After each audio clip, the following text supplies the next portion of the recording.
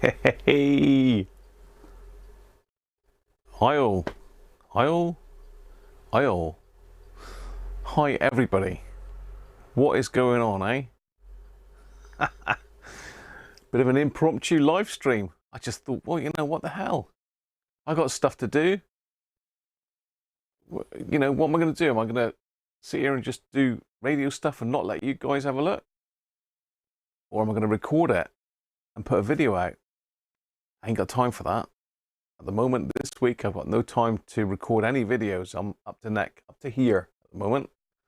So I just thought, whoa, what the hell? Let's push the live button. Let's get it on. Because I've got basically it's just a quickie. It's just a test, you know. See if people are into it. I know it's a bit of an awkward time for a lot of you because you know, people are at work, etc., etc. And I'm working from home today, so I thought, you know, sod it. Let's go live. Let's have a look at this radio. So I've got a radio in basically from a customer. I've been conversing with this chap since I think November, and he wants me to do an R707 for him. But oh, hang on, impromptu. Hang on.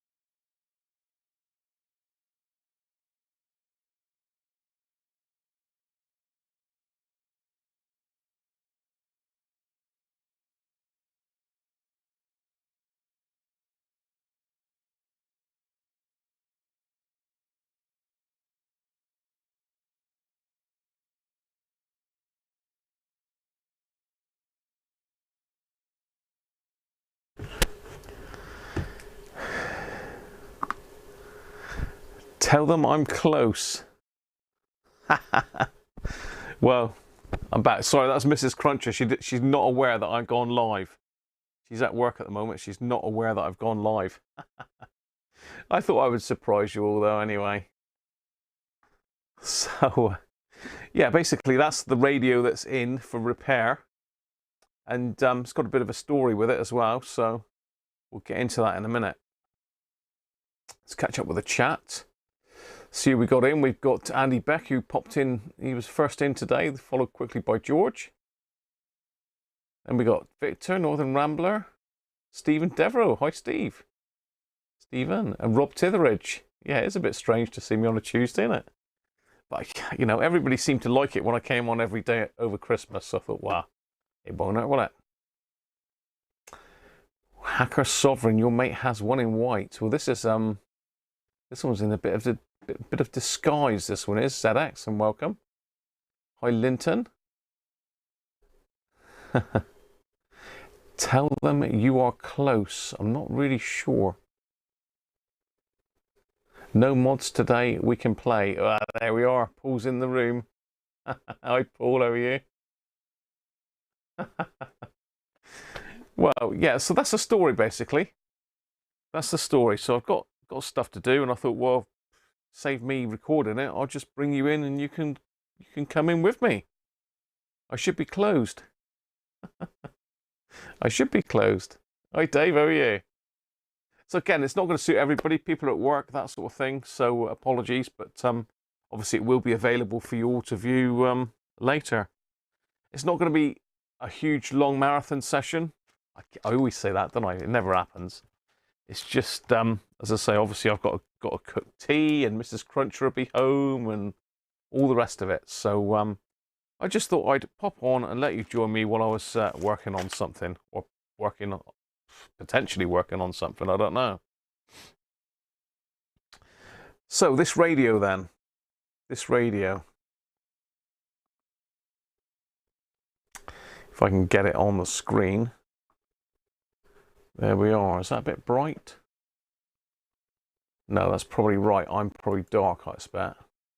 No, that is a bit, that is a bit bright actually. That's only because I got the light down low. Let's just pop the aperture down a little bit. Darken it down a bit. There we are. So this is not what it seems. I don't know if anybody can tell what radio it is. It is not what it seems, people. So I think somebody mentioned Sovereign just now. I think that was ZX. Hacker Sovereign, your mate has one in white. Well, he hasn't got one of these in white because they never made them in white.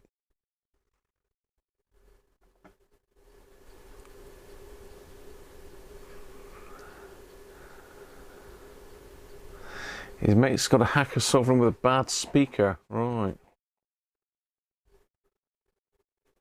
Can you use the loo? Yes, you can, ZX. Export. And what's the other thing you put on there? I can't see what that is now. Oh, X. No, it's not an export. It's not an export. It's more of a Frankenstein, actually. So this is Anthony's radio. So Anthony, if you're watching, this is your radio, mate. He might not be watching, but I'm sure he will watch it after the effect. And I've got water today, no beer today. Another beer-free day. So yes, anybody sussed which one it is yet then? Another old radio, just another old radio. RP10 in a Sovereign case, no. No. No, no, no, no, no. No ideas?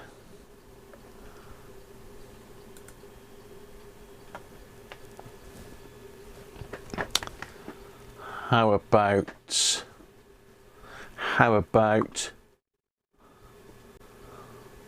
now?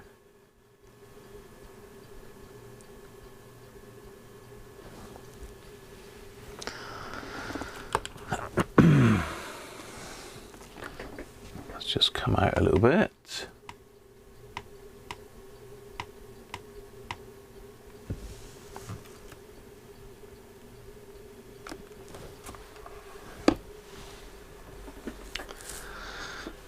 Now can you guess? Yes, it's an RP18. And what chap's done is he's popped his own, let's get that light out of the shot actually. He's popped some white Sovereign 2 knobs on it. If we go over the other side, you can see that he's actually painted the stripe red, which, I mean, it actually looks not too bad. Not my sort of thing, but it actually don't look too bad. It sort of like blends in with the red on the dial. I don't know what you think, but you know, that's where we are with it.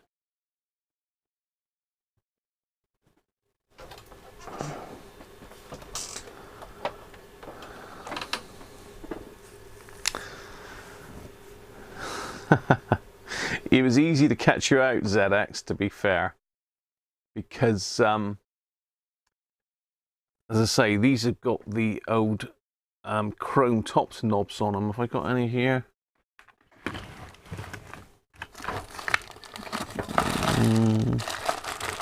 Chrome top, or yeah, there we are. So the correct knob for it is one of these. That's what it should have. If I show that beside it, there's quite a difference actually. Let's stick that on the overhead camera for you.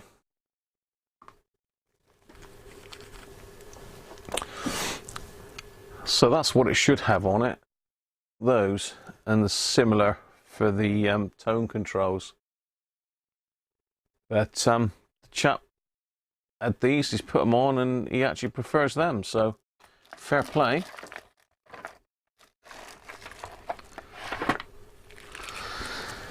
So the story behind this one then. The story behind this, basically, this is the guy's pride and joy. I think he was after one for quite some time. Is that camera slipping down again? It's got a mind of its own, this camera. Yeah, so this is the guy's pride and joy, and he sent it off to a guy that fixes all his hi-fi gear. So he sent it off to a hi-fi repair guy, and the hi-fi chap, I'm blowing my picture out now, the hi-fi chap took quite a long time with it, and he's basically got it going. It wasn't working. He's got it going, but it's gone dark again now. He's got it going, but I think before it packed up, the guy loved the thing. It was amazing, the tonal qualities. I mean, he's gone into great depth describing to me what it was like prior to it failing. Then all of a sudden, one day it packed up. He sent it off. Hi-fi guys had it for quite some time. Spent ages and ages repairing it, literally hours and hours repairing the thing. Got it going, sent it back, and now he's not happy with what it sounds like.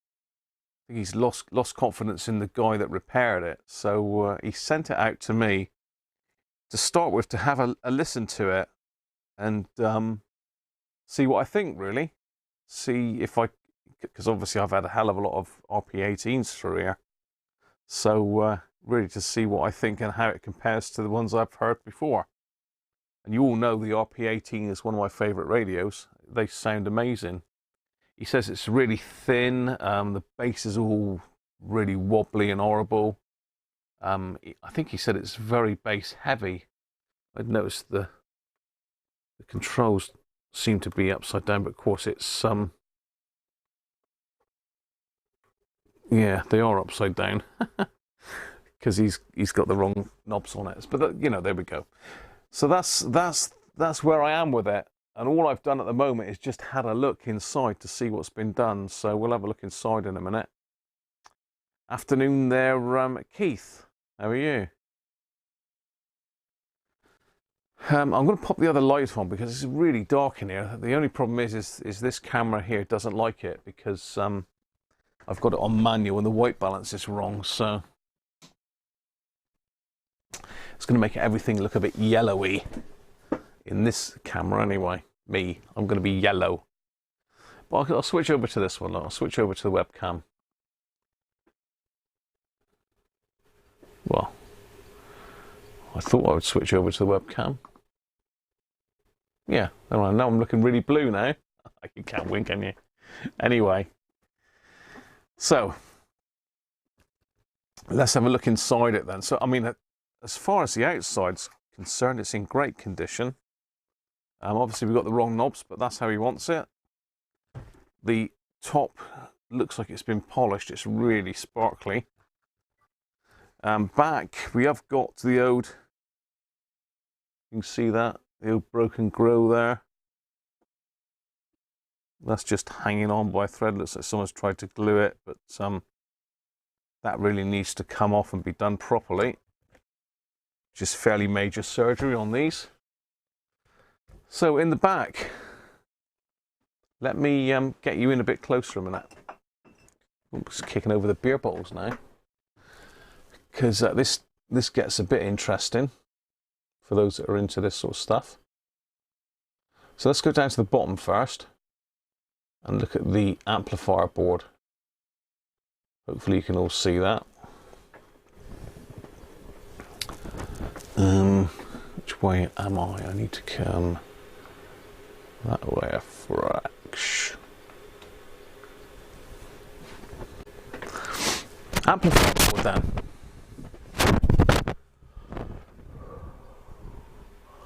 How can the hi-fi man not repair it properly? I don't know, ZX. I mean, he may have repaired it properly, because what I can see that's been done in here looks to have been done pretty good, to be fair.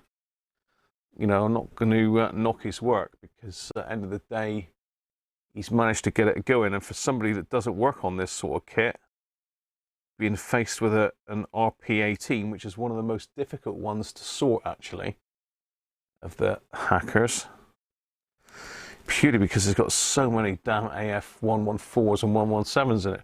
Right, so this board, at first glance, I thought, that's strange. He's had it in for repair and he hasn't recapped it. I thought, yeah, he's had it in for repair and he's not recapped it, which I thought was a bit strange. You know, why wouldn't you recap the amp board? Because these are old radios. These are old radios. So I started having a look around, and if I pop the 5-pin plug out there,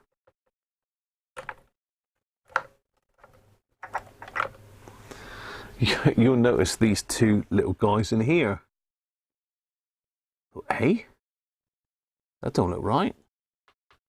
Sure enough, we've got two 470 NK 63 volts in there. So he has worked on the amp board. And then I don't know if this is right. Now let me see, I've got one of these amp boards here somewhere. I did have here the other day anyway, definitely, unless I tidied it up. Bear with me. Let me see if I can find the other amp boards.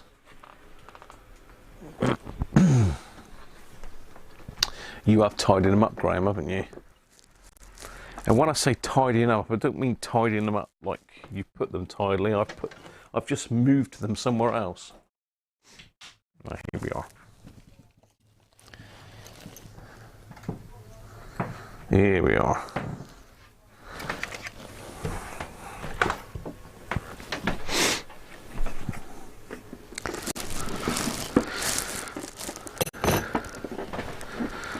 So here is an original board. Let's just get you down a bit. Zoom out.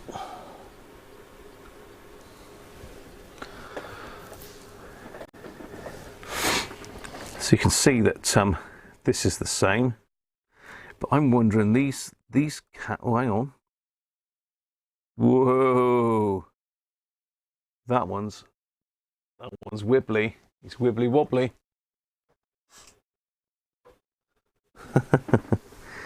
That one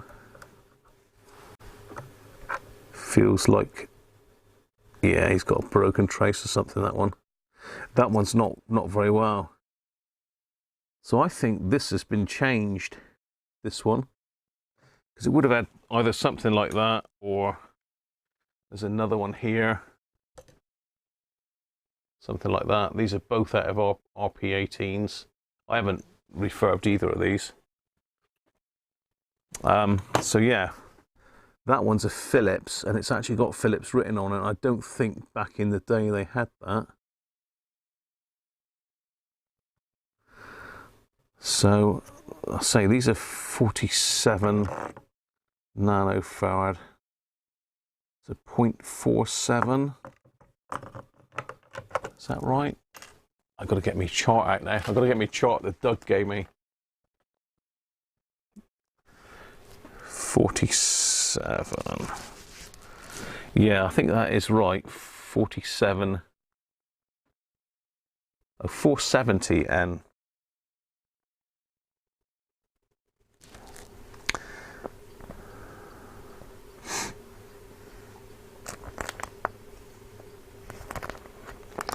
.470 nanofarads, 0.47.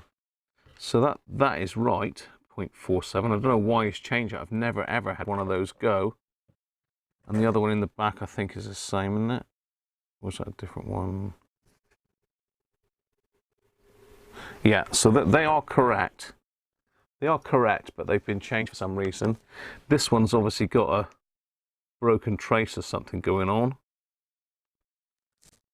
And I don't think these ones with the orange and red wires on, I don't think that's standard either. You know, this one's got these sort of aluminium caps on it, and there's no sheathing on those. I very much doubt whether the quiescent current or the bias has been done, George, but really, as long as he hasn't changed the outputs, he shouldn't need to worry too much about that, but we're definitely going to have to check it. So again, we've got a resistor down there that doesn't look quite right. Lots of things. So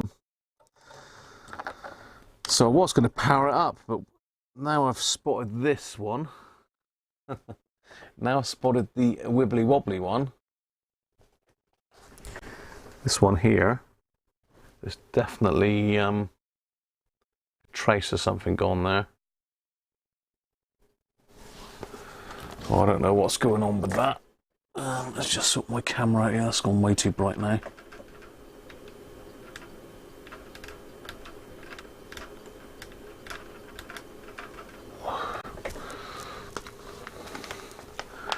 Don't know what's going on with that anyway. The loose cap is a speaker coupling cap, so that's not good, is it, ZX? So let's have a look further into the radio. Let's go over to the FM IF board then to start with, which you can see lurking in there. See if it will zoom a little bit closer. Okay. So again, really, you can see we've got new transistors. And there's 4 on this board, and they're all been changed. Again, he's left all the old capacitors in it. Again, he may be of the school of if it ain't broke, don't fix it, and left them in. We may well have taken the trouble of taking them all out and testing them. I don't know. As I say, it's always fun and games when you're getting something in that's already been done. So let's, I think there's anything else we can see really there. So you can see the top of the board there. So if we go over to the AM section, so we've got a Gawler tuner up there, which is pretty much, you don't ever touch that really. There's nothing much you can do in that one. So come over to the AM side. If it will focus in there, will it? Yeah, there we go. So it's focusing on the wires here, but if we get those out of the way a minute.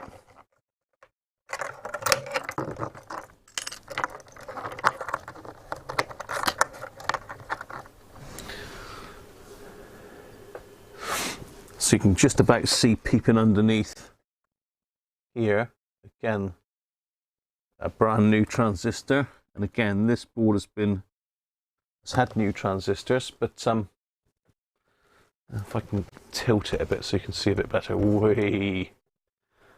So you can see here, we've suddenly started seeing some new capacitors, look. One there. And if we go down to the bottom of the board, it looks like we've got a new resistor possibly in here. Now that could be a new capacitor, I don't know, because they still make them in that colour. But we've definitely got a new one down the bottom there. And that's it's usually got one of them alka mode things in there, so that would have had to have been done. So he's got that, definitely. So there we are. That's what's been done that I can see. There's going to be lots of things that have been done that we can't see. But at the moment, it's not looking too bad, although we have got that... Where am I going? We have got that dry joint. Not dry joint, we've got that broken trace by the looks of it. So I was going to just fire that up, but we've got a loose nut as well, look.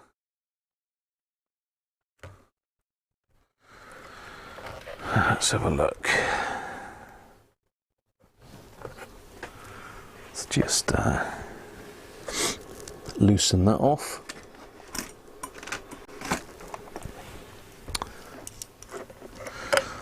So yeah, we'll have a look over this. I want to fire it up really and give the guy a bit of feedback on it first before we start doing any major work on it. I know he wants it done because it's his pride and joy, so we'll do our best. This webcam is doing some weird... Was it that light blowing me out? No, I don't know. Oh well. I'll go picture in picture on the webcam, look, so you can see my ugly mug as well. That's what we're doing, Paul. It's the amp is coming out, mate. Fire or sword it, George. I'm just popping the amp board out now. That's the plan.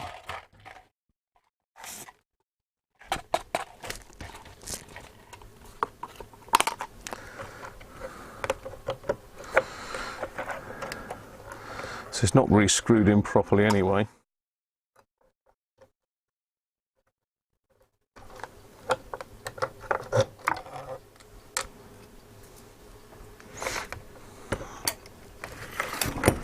So let's just pop that one to one side for a minute.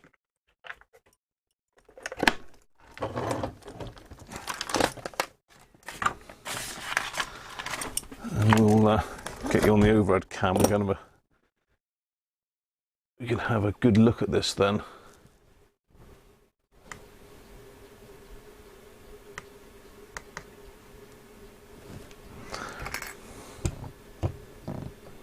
Right. Let's get me out of the picture a minute. Let's get the overhead cam in the shot. So there we are, top view. Let's get in a little bit closer. Should all be able to see that, hopefully. So before we have a look at the underside, let's have a look at it on from the top, because I haven't seen this far into it. So yeah, these have definitely been changed. I think that's been changed, the wobbler. That one's been changed. Still wobbly. Let's put the light on, make it any better. Yeah, it's a bit brighter. Has that been moved?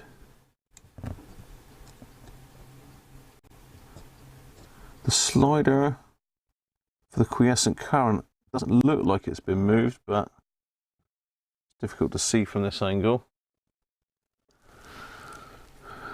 Transistors look original.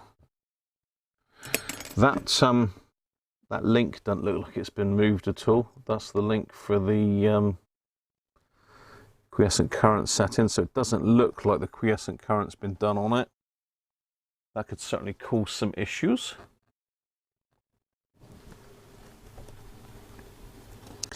But as I say, I'm not sure on this insulation on the capacitor legs. I have seen it in radios before, but I can't remember seeing it in a RP18.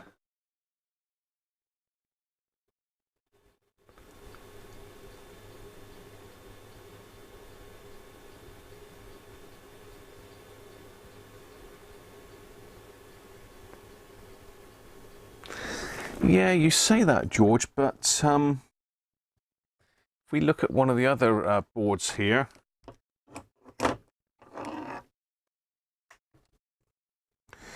If we look at another RP18 board there, you know, these are non-polarized caps, they're just poly caps, so they don't need to be polarized. So why they've got them polarized on the board, I don't know. So this is a spare board, and I don't know if this works or not. Unlikely, because it's got this whacking great TCC outcome mode stuck in the middle of it, and these dallies. So I wouldn't plug this one in. So there we are.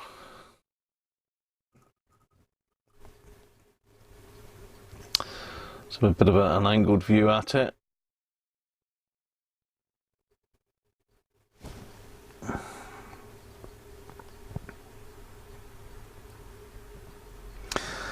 So let's see what's lurking underneath. Oh dear. What's going on here?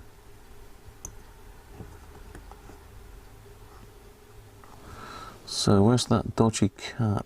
Okay. So that's not can you see that? It might be slightly out of focus because it is a bit higher. Right. Where are we? There. Okay, so there's some fairly nasty stuff underneath here, but not majorly nasty. So obviously this is the leg of that cap. So I'm just going to pop this soldering on because I'm just going to bridge that across for now. We've got a bridge in here for some reason.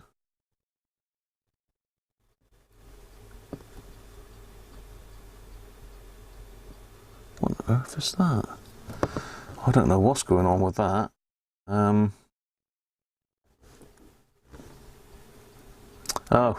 okay.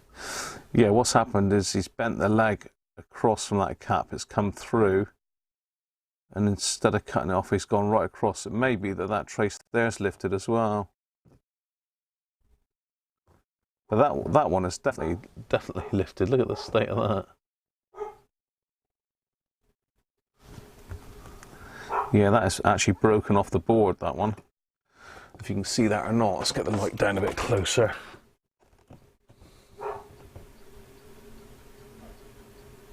Yeah, the board's actually broken there, so that might be all that the issue is. That might be it, people. That might be it.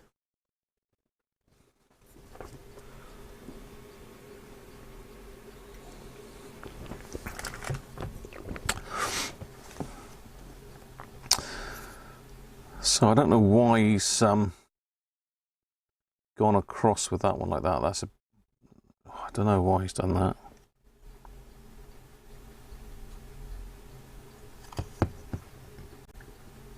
Oh yeah, it is a broken board. So that's that trace is lifted as well. I can see it moving around now. I can see that we're on. Let's just make it a little bit brighter. Goes from one extreme to the other, this camera. So yeah, it's definitely moving there, so that trace is lifted as well.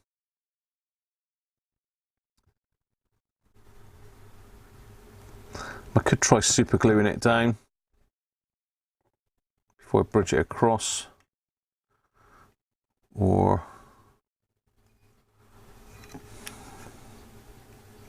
I don't know if you can see in underneath there. If I just, yeah, not really. But what he's done is he's this cap is not sat flush on the board. I think we'll take it out. We'll take it out. I don't like it. So it's a 470 microfarad, I believe that's right. There's a 500 microfarad in this one, so 470 is going to be closest.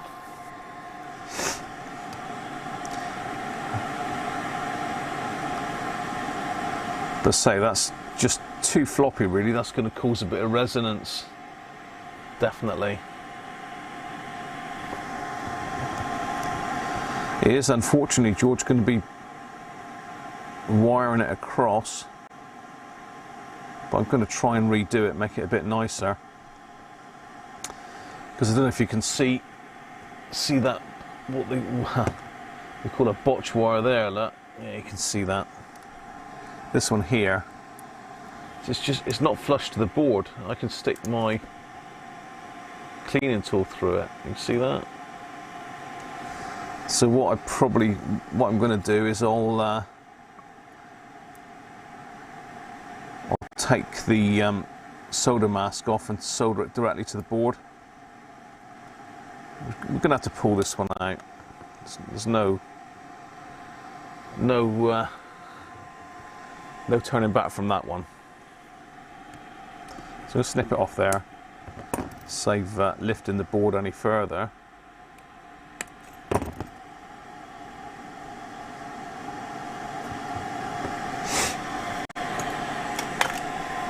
I've got my glass of water right in the way.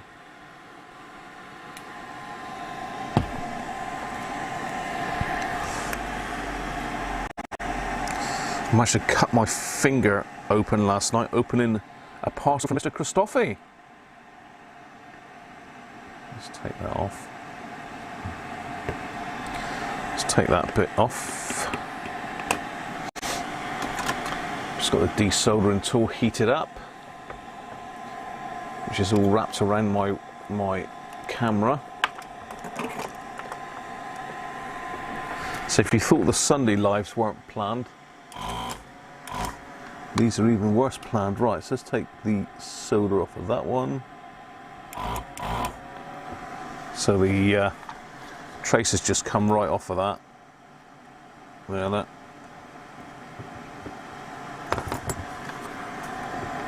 I think this one's going to be the same. Yeah, it's not.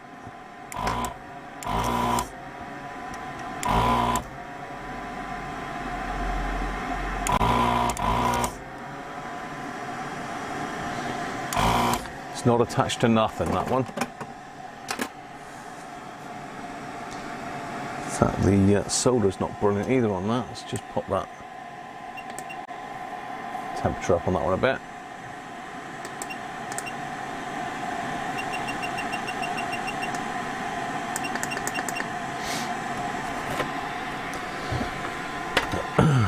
You get the blame for everything, George, yeah? No, you look at that. Can you see that? How about that? Nice! Whoa, to the bone, to the bone. All George's fault. That extra strong sticky tape that he put on it.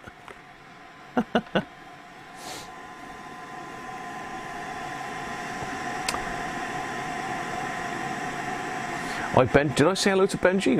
If I didn't, hello Benji.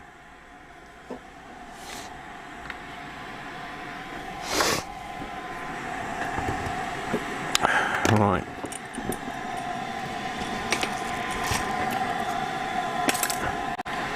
Let's just put a fresh bit of solder on that in a minute.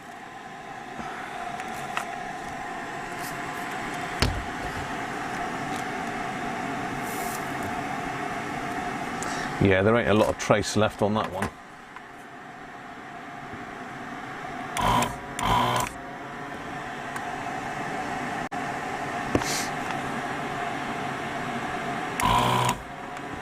Yeah, that one's gone as well.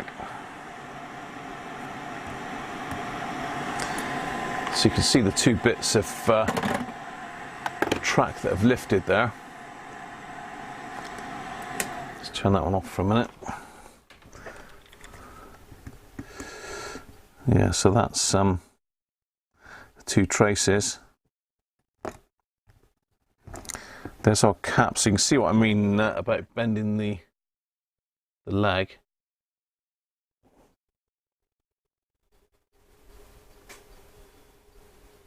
Dog leg, I think you call it, don't you?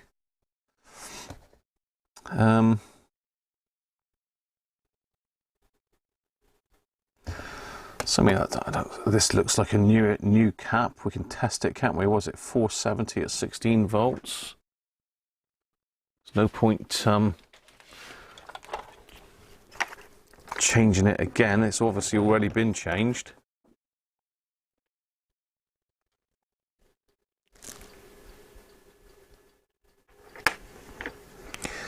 Let's ESR it up, see what it says.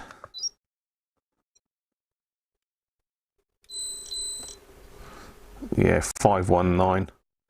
Again, the original cap's 500, so it's gone a little bit high, should be 470. Shall I change it?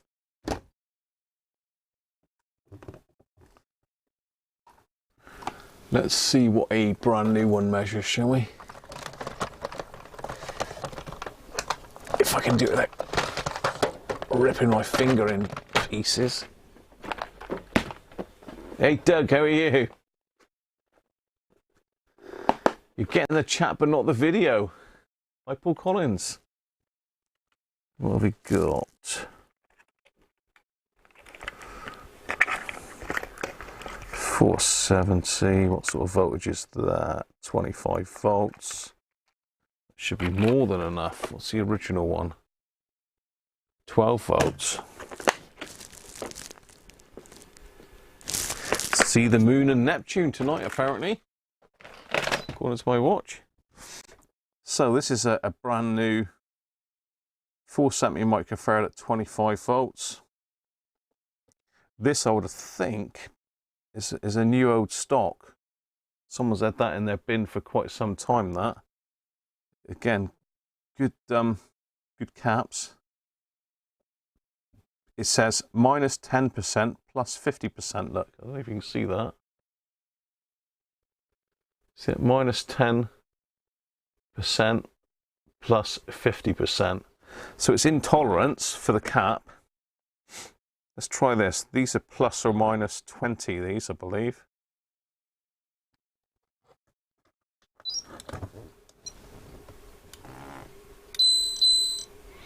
So that's more like it, isn't it? 474. I think I'll trust that one. Plus we want a bit of lead length to play with to see if we can make this a bit nicer. So this is where we get the old fiberglass pencil involved. So stick a glove on while I do this, because I don't want this in me hands. We'll stick two on because I certainly don't want it in that cut.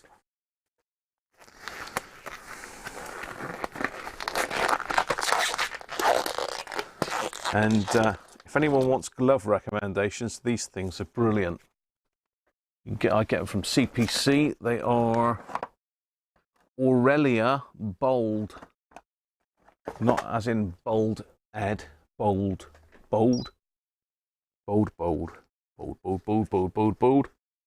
Is that a bit close for you? Hi Gary, how are you? Yeah, the ESR is fine. ESR is fine. It is. I suspect, George, a reason for that is this one's in a bigger can. This one's only rated at 16 volts.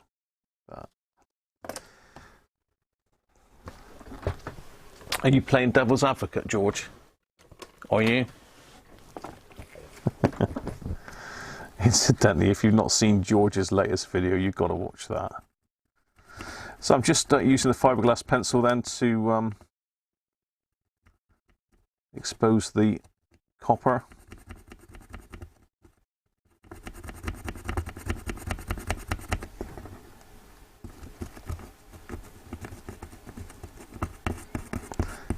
I mean, if you were really, really keen, you could get some copper repair.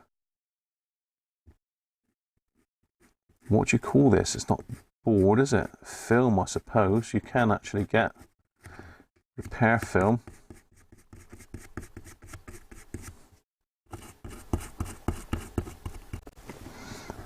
Right.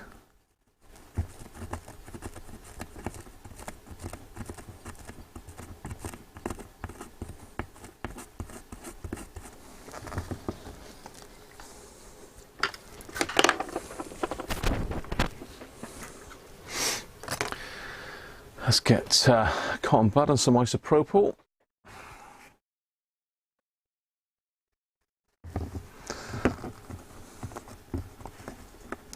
Just pick up any of those fibers that might be lurking. There's some on the bench there I can see as well. Just want to get rid of all the old flux on here. As you can see, it's pretty mucky. Look at the state of that. Okay. This is just purely so as we can fire it up. I'm going to stick the my magnifying solder attached there. Look. I'll stick my magnifying spectacles on in a minute and have a closer look at this before it goes back in. That's better. So I'm going to get rid of this fiberglass on the board a minute. You probably can't see that, but I can.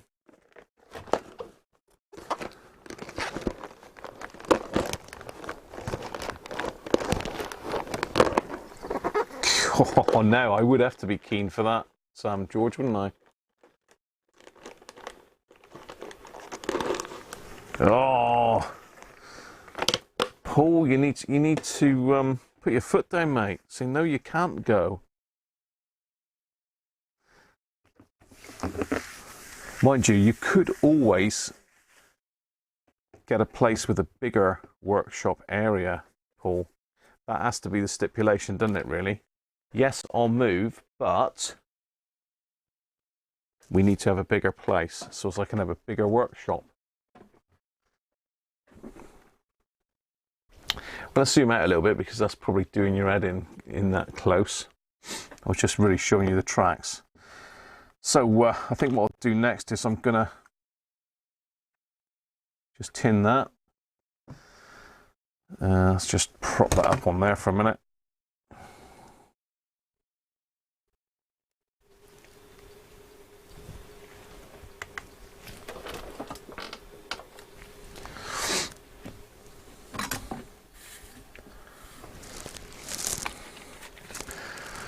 So I just popped a little bit of flux on there.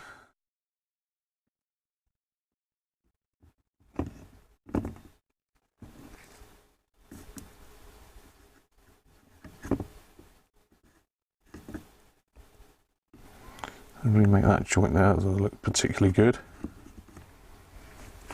Okay, right, tinned. So let's go back to the front. So our positive is there. So say what I don't know what he was thinking really, because I mean that sits in there perfectly well, and that'll bend down quite nicely. I know it's a bit of a wider gap, but tucking it in tight like that has just caused that to be done. So, and that's put strain on the board, which is probably what's knackered it. Oh well. Let's see, we just need to bend that one over. Stick that one in there, that one in there. So we're going to have to put a bridge across that one. But this one we should be able to bend down so as it follows the contours of the other wire. Hopefully.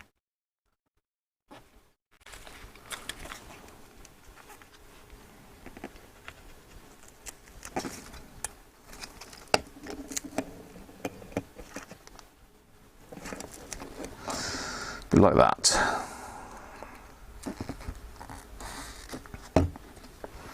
Let's cut that one off. Just make sure we're go that way a little bit.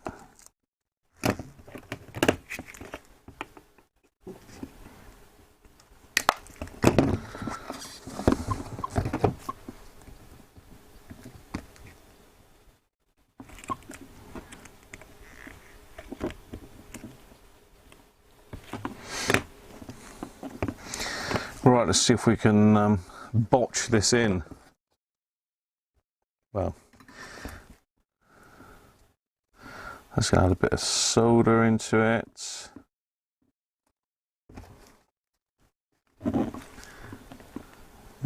Heat it up.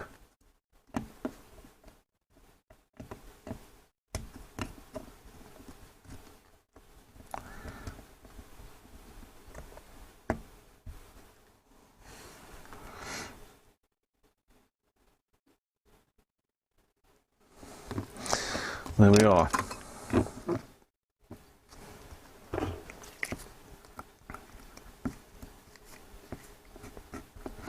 Not the prettiest thing on the planet, but a lot more stable than it was. Right, okay.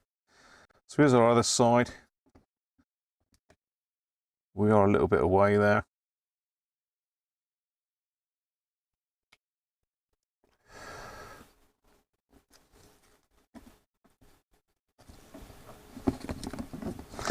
So what a nice decent size solder leg. Nice thick one.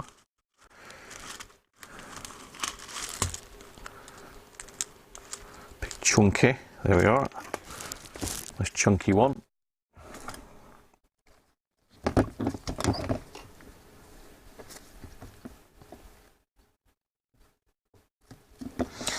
I think with this one, what I'm going to do is I'm going to tack the end in, and then I'm going to bend the leg actually around that one if I can. Let's see. I'm making this up as I go along, obviously. I don't know why I've still got the gloves on, because they're going to make my hands sweat. And no, it's probably going to be better that way.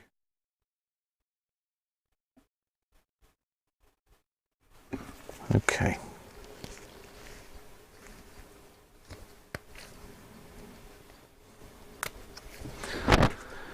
Dick Strangler, how you doing, mate?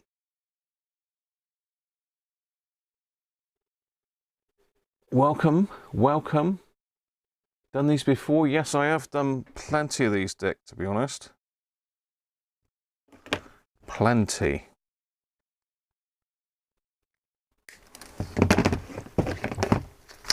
As I say, lovely, lovely radio, the Hacker Sovereign RP18. Just off camera, squeezing that in a bit. So I've gone with sort of hockey stick type thing. I don't know if you can see that or not. Let's get you in a bit closer. That's a bit of glare off the light there, but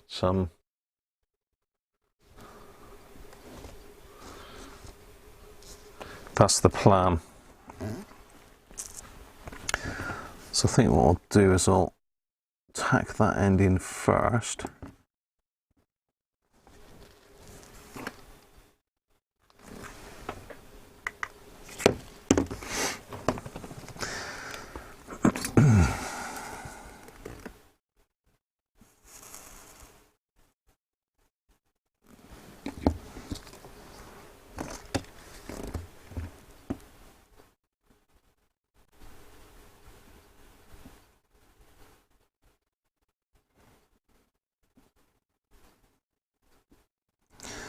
See if I can get the whole thing to move across. There we are.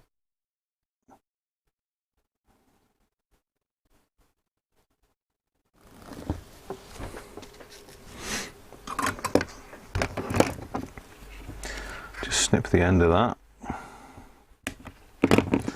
Let's put a little bit of flux on there. Just finish it off.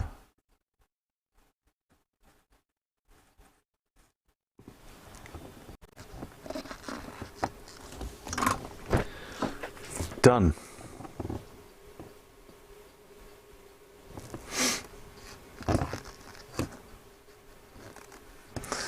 Right.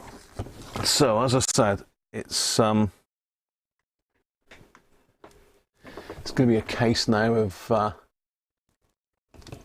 having a good look over it.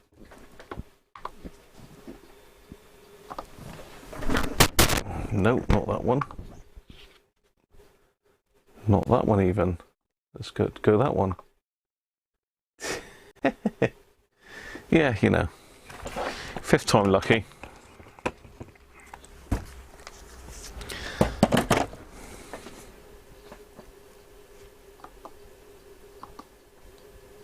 Right. So next then really is having a proper good look over this. I've got to get rid of the flux and rubbish on the back that I've just put on there. Let's give it a bit of isopropyl. You notice my cough and that's getting a bit better, which is good news. It's been lurking around a little bit too long now.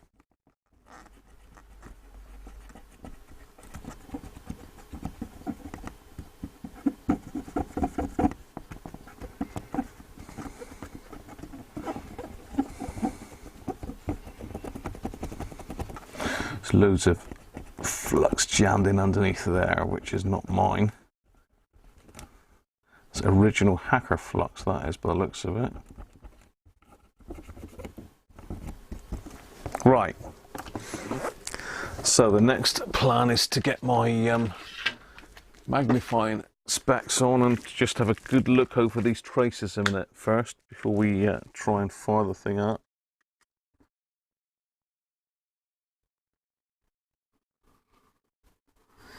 Yeah, there has been lots of soldering.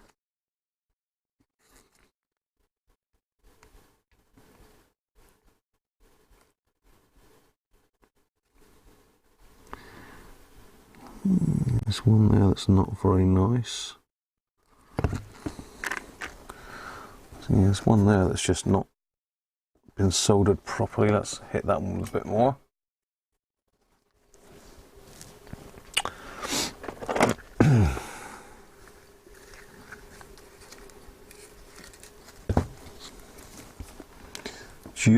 Only just soldered. I think someone's not had a hot enough iron there.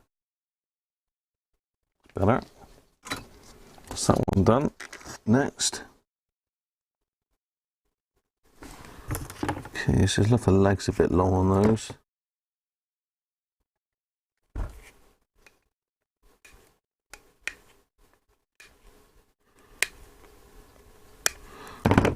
Something over here. Okay, so this one's been changed as well, look, by the looks of it.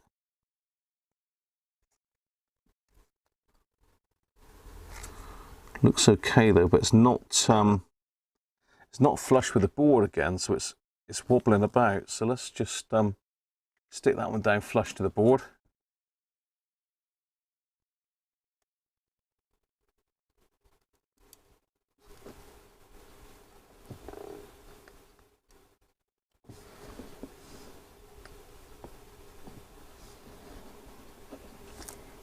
It's better.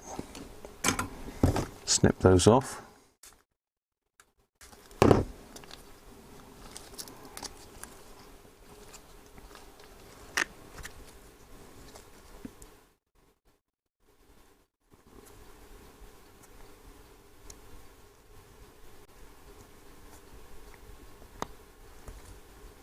Just checking the 5-pin plug sockets and the speaker sockets, because very often they do get a bit of hammer if they get pulled in and out enough times. A bit of solder floating about there.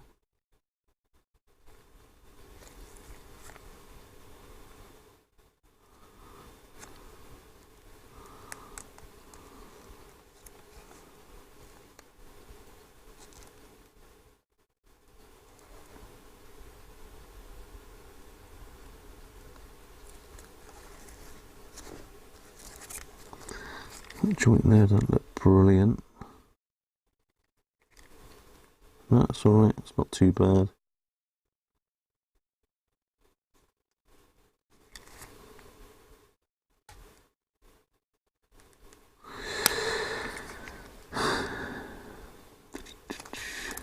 Right. Good. I'm happy with that. So I suppose we should have tried it without it on, but then it's going to risk damaging the board, really. Damaging the board, damaging the those broken bits of trace in there. Possibly risk damaging the output transformers. In fact, transformers? Where's my goat? Where's the goat? Transistors even. Let's get these gloves off because I'm going to start sweating out. Let's have a look at the chat. How are we doing here? Theo! Hi, Theo.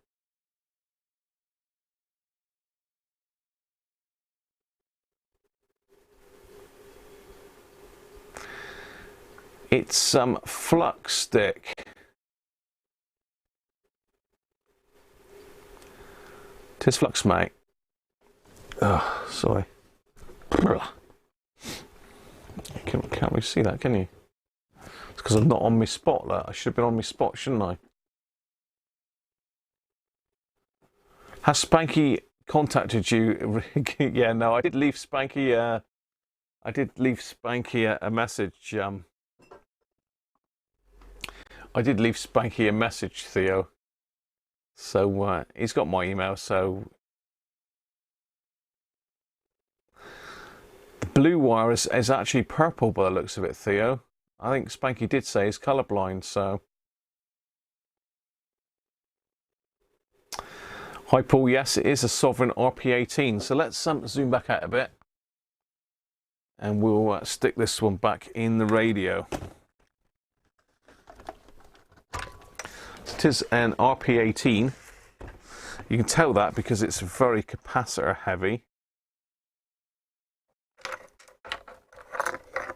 Let's just rest it back on there for now. Don't need to. So we'll have a look what it sounds like. Fire up on the power supply, just see how much current it's drawing.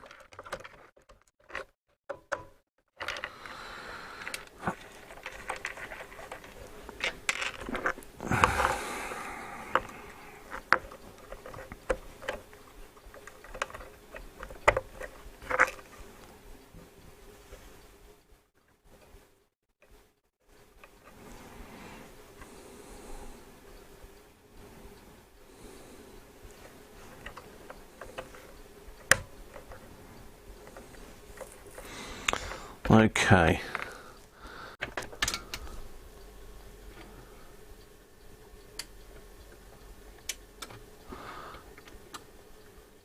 So use my bench supply.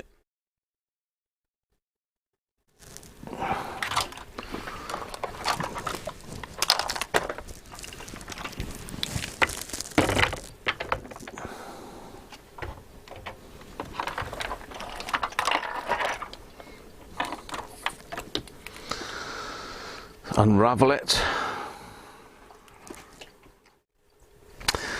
As I say, this is only really supposed to be a quick overview of this radio. We don't really want to do too much work on it yet. But, wow, you never know, do you? Right, off.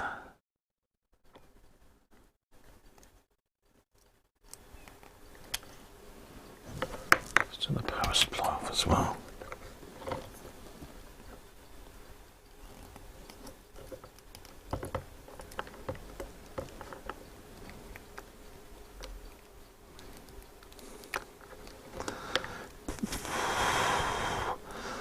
I've really got to get around to doing Doug's clips.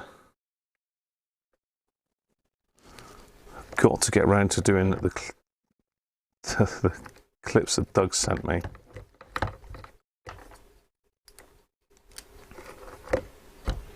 Right.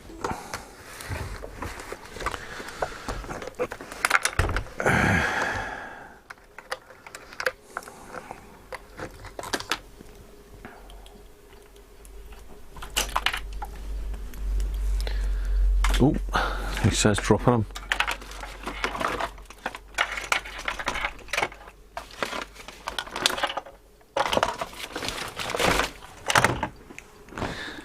Let's hook it up. You got about 3 of those, have you, Paul?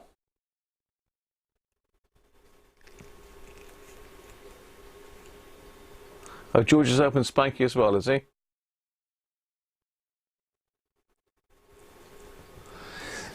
Yeah. I mean, if Spanky follows those videos I've done, he will be able to get it apart and get it out. It's really whether he's got the kit to do it, I think, is a lot of the thing. Because once you get inside that module, you've got to be very careful. You can so easily damage that module beyond all repair. Traces are so fine inside it, you've got to be in and out pretty quick with a soldering iron on those. Right, I'm just hooking this up a minute to the power. Behind the scenes. Using Doug's very nice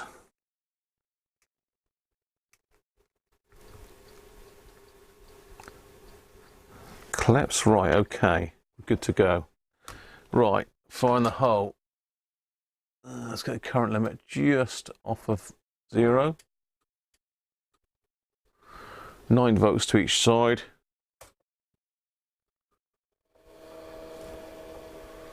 Let's go VHF.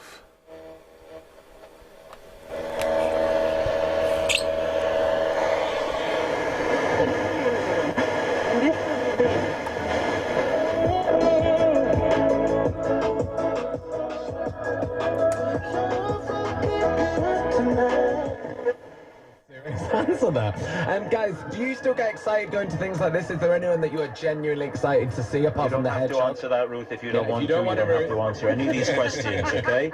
My client is excited to be here. Let's just leave it at that. Well, you know, Rob and I went to school together, right? So we sort of revert, I feel anyway, like we're sort of teenagers again. And before you ask, Nick, no, I wasn't her. No, but he was a couple of years older than me, and yes, so it's like a little night out for us. Yeah, we've come out. The car picked me up. We're out where I live, and then we came in and picked up Ruth, and then we've been in the car talking. It's been lovely. Oh, it's been a nice night out, and I tell you who I've seen is Lisa Riley, who I haven't seen for years, and so we had a little catch up on the red carpet. So I'm hoping to see her later.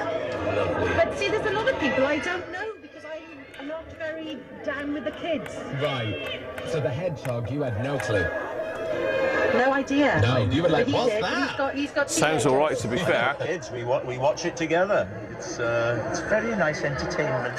It's very I think weird. everyone's getting a bit cold now, Grimmy, so Yeah, I have to let get them him go. in, get him in. Go Freezing. on, let him in. Rob Sinead, is you don't shaking. move though. But let Rob and Ruth No, go. I'm staying, don't worry. Yeah, you stay. Nice to talk to you, Nick. See you Thank soon. you, Rob. Lovely Thank to you, talk to you. Ruth. Bye, guys. So plenty of treble. Excuse me, plenty of treble there. There you go, I don't have to resign. We No, got you someone. did it, Sinead. You did it. BBC. World need no breaks. Roxanne. Oh, it's way off tuning. Whoa. We should have classic FM then. There's nothing. Roxanne. Gave you all I had and you tossed it in the trash.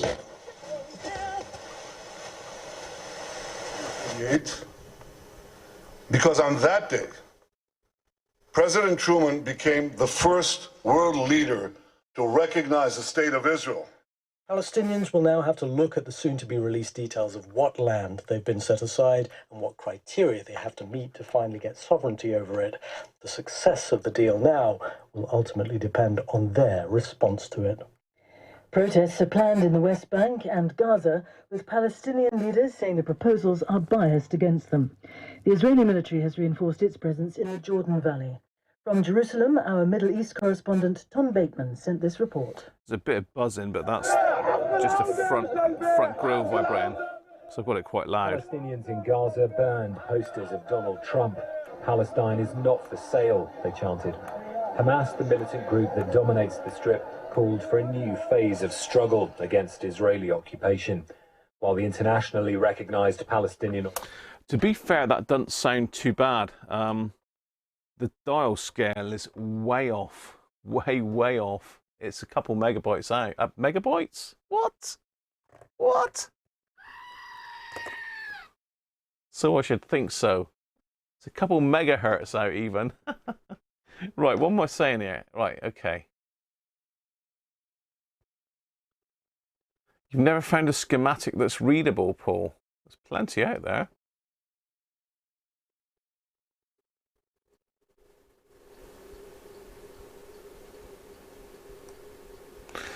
Yeah, there's no there's no electronics teaching here. Although I did have some basic electronics teaching and radio theory for my amateur radio license back in the day. But again, that's really dealing more with amateur radio kit, although obviously it's the same in theory, but we were mainly dealing with transmitters, that sort of thing, so it's a little bit different.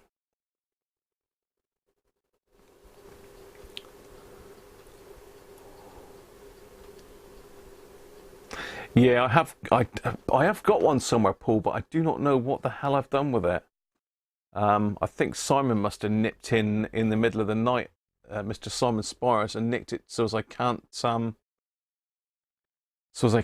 play Greek music.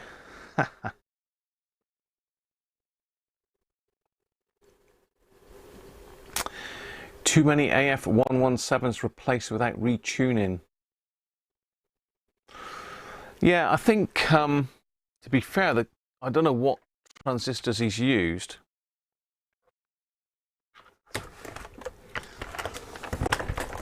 I do not know what transistors he's used in this one, but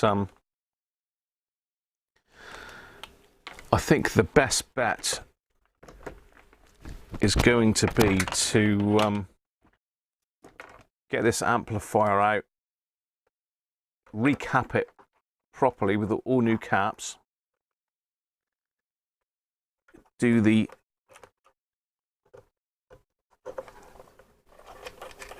quiescent current and the midpoint voltage, make sure that's set up all right, and go from there, because there is capacitors that haven't been done in these boards, but they're not usually too bad, the other two boards. It's the caps in the amp that are majorly important with this one.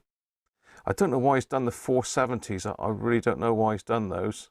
Never ever had to change one of those. But there you are. So yeah, there's some really old caps in this.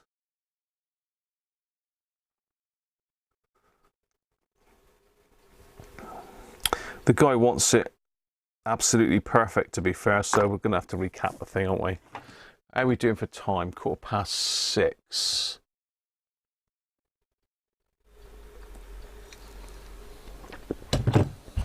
A 6:15. We got time to recap that. We got time to recap it. Let's get that one out of the way for now. I know it's an old cliche, recapping, blah blah blah. Shouldn't do it. All the rest of it. Well, end of the day, it's for radio of this age. It's a good starting point, to be fair, before you start delving elsewhere.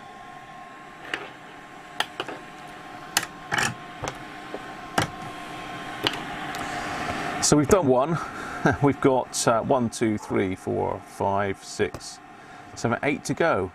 Is that right? 2, 4, 6, 8, 10 to go. Very capacitor hungry these are.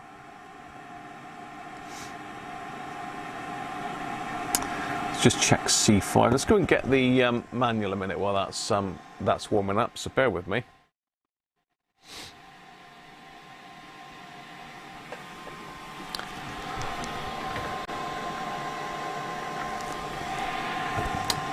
Yeah, we hadn't done that part, Dick. All I did was there was broken traces on that particular capacitor, so before we tested it, I had to get that out and get it done.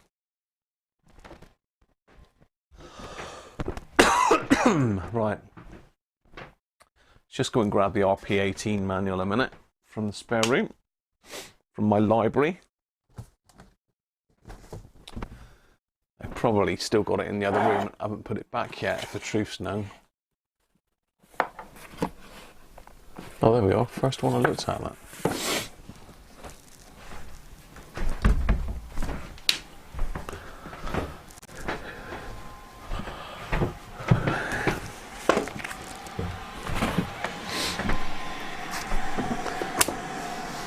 There we are.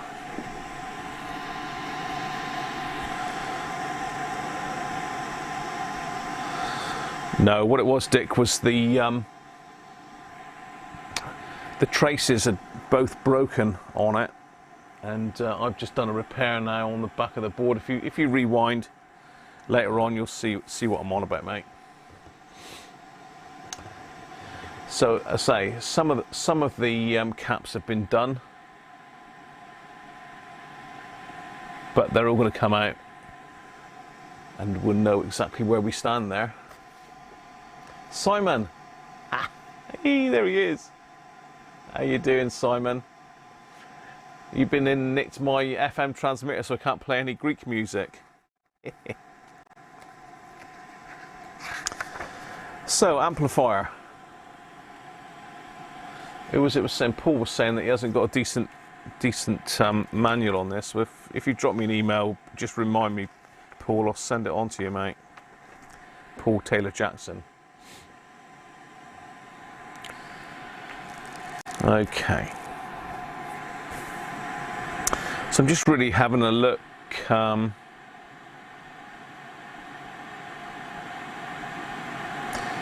Insert detail added for RP30, RP31, polarity of C1 reversed.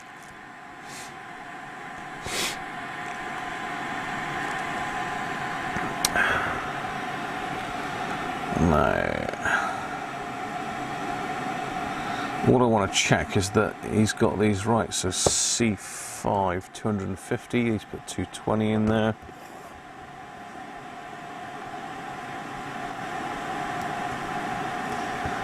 Yes, he's definitely done that one because I can see where he soldered it.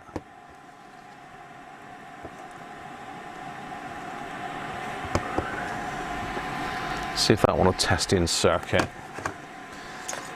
I might keep that one in if it's okay.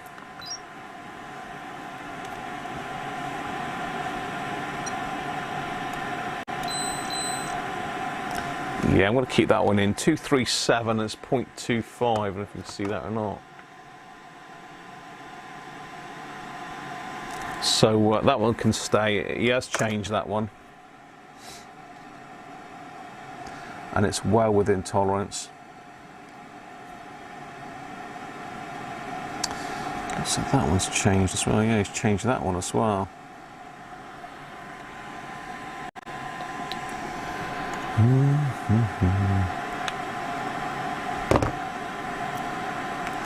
Change that one as well. So let's try that one.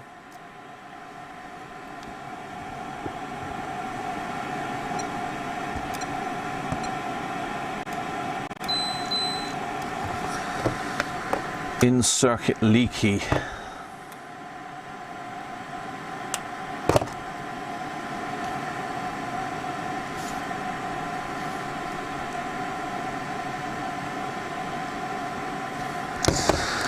So really the only thing that I would say is the bass doesn't seem right. I'm trying to see which one is the bass. Yeah, so that's C6 and C8 coming off the bass pins.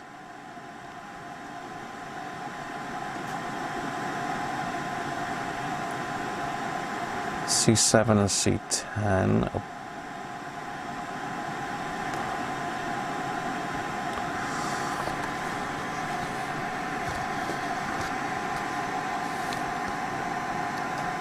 RV1 and RV2 are the bass and treble pots.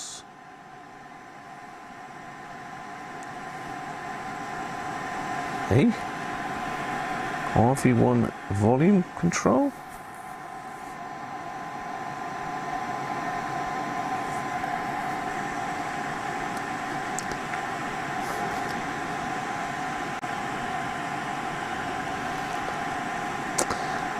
I tell you, these diagrams are a pain in the neck, aren't they? So obviously RV1 and RV2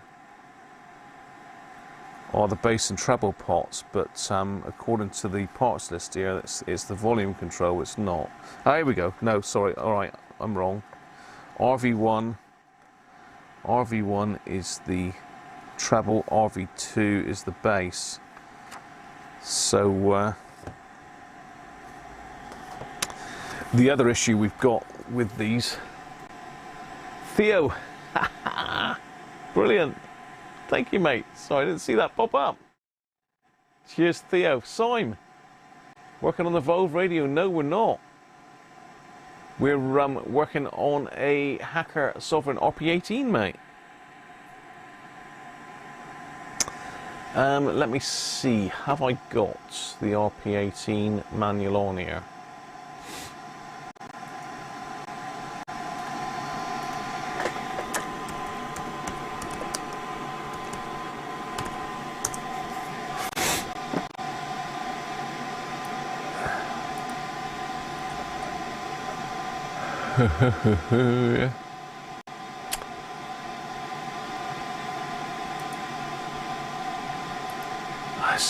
It keeps reverting to Yahoo search, which I don't like. Yahoo search. No schematics on the Sovereign RP18 on Radio Museum. That's unusual.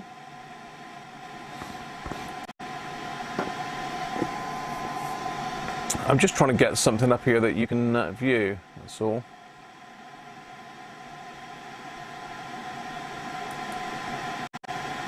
That's the RP10.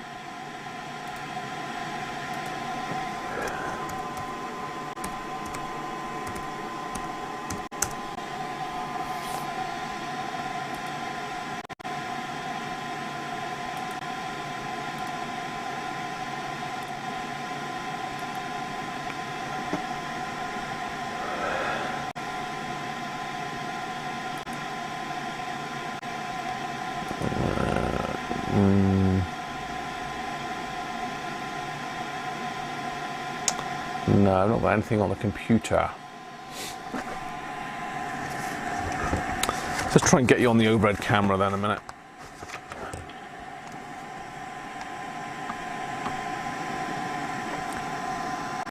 Thank you very much for that, Theo, by the way. I did say thank you, but thank you again, mate. The last of the big suspenders.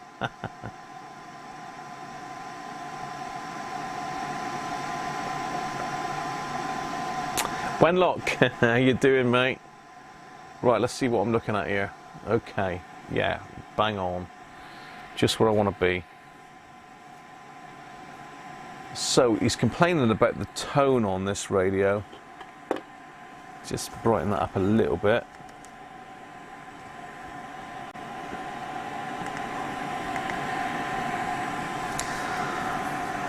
So this is the treble pot, this is the bass pot. He's changed C8 and he's changed C6, so that one's been changed and that one's been changed. So obviously he thought there was an issue with the bass and treble for changing those. We could squirt some switch cleaner in these anyway. So they've been changed. We've got this one here is obviously connected into that circuit, but then it's adding its bass in at that point. So C7 and C10 are in that circuit as well. We have got this one, R11. Is that the one he's changed, R11?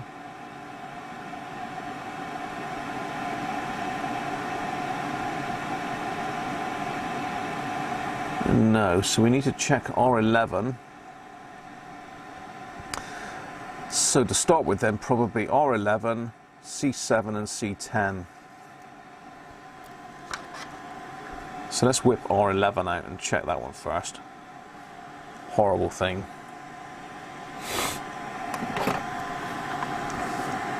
So these are these carbon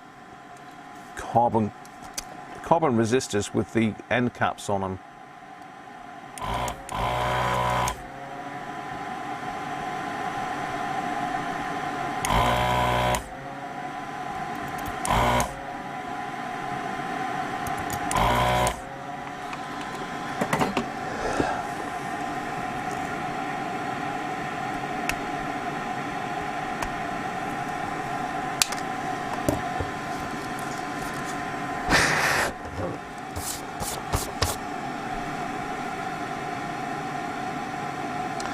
So, green, blue, brown.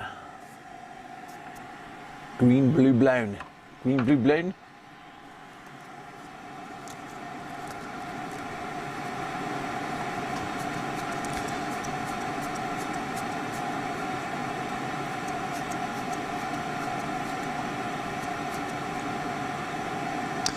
$560.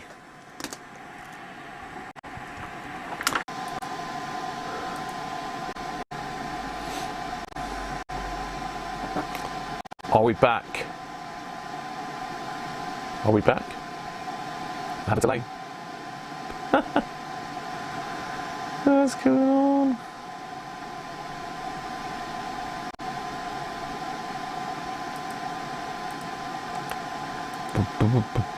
We should still be live, hopefully.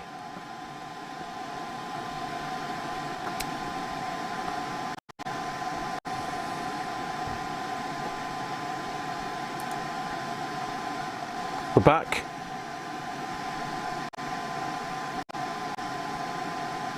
How creative Vista.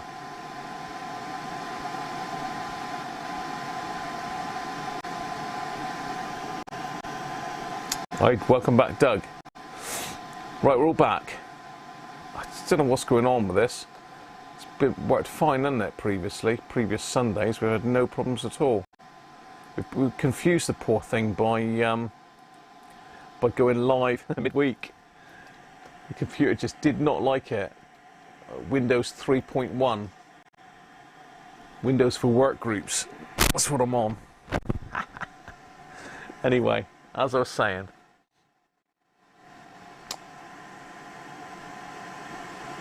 We've got the dodgy resistor. Well, not dodgy, it might be perfect. But the resistor. So this one should be 560. So this is certainly going to affect the bass. If it's wrong. 640. No surprise there then, really. So have we got a 560? Yes, we have.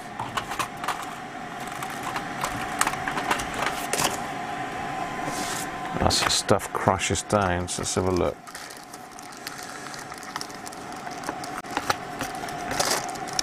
Well, they're not very retro, are they? Nice and blue.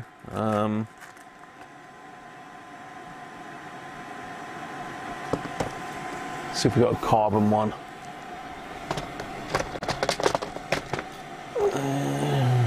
Not in there.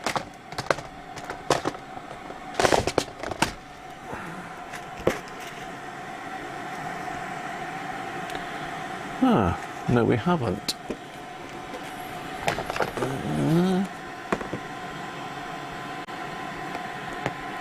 Yeah, we've got some little quarter watt ones down there. Look, stick one of those in.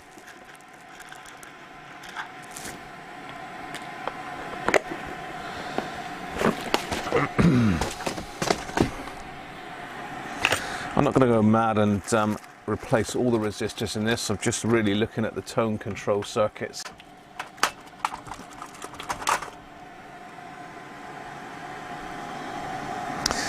So let's test this one.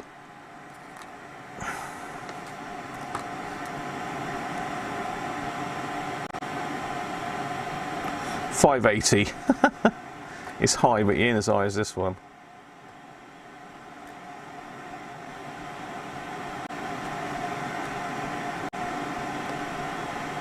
$640.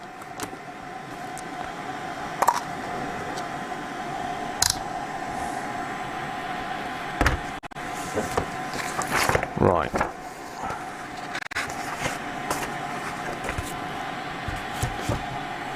Let's get myself tidied up here.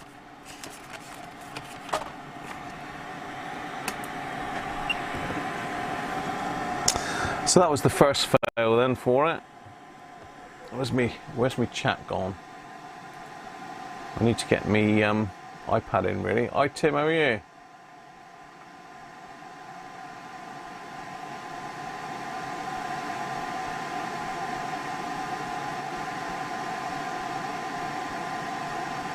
Yeah, DOS. ThinkPads. Got no video, but you can hear, Dick. You need to reboot possibly then. You have picture, but it's very blocky.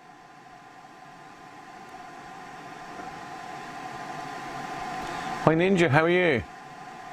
GNU Ninja, welcome.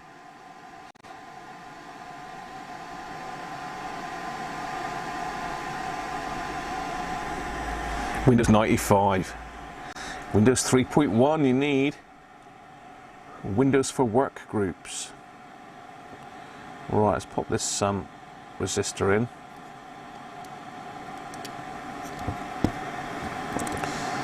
Keep it retro looking.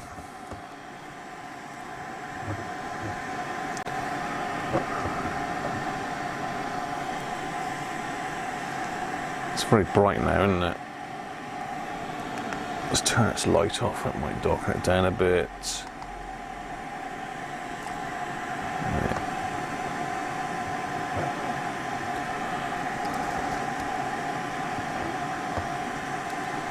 Better, right.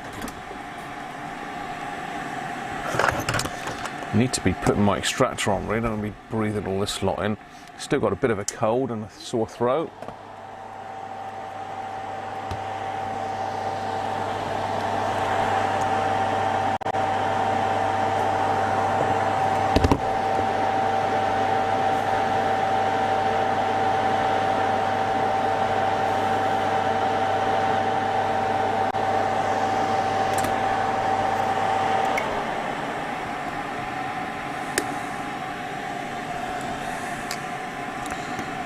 Right, so that should help a bit. It wasn't massively out, but it's got a nice new one in there now, as you can see just down there.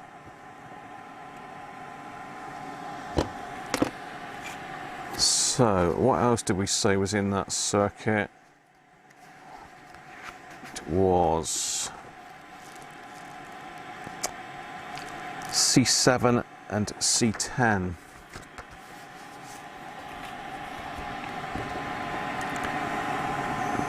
So where are we? Well, there's C10, one of these old aluminium ones.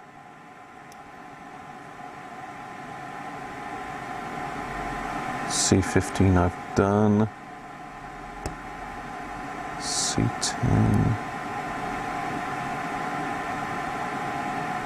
C9, it's got to be that one there, I reckon. Have a look in the board layout if it's got one. Don't think there is a board layout on this one. No, there's not.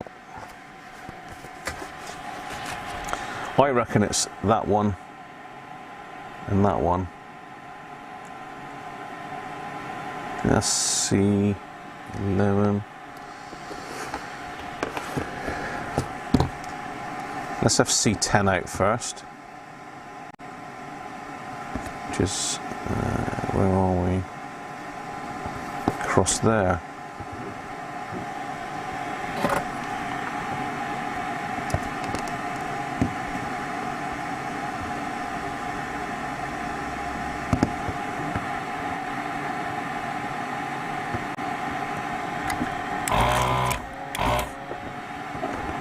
That one.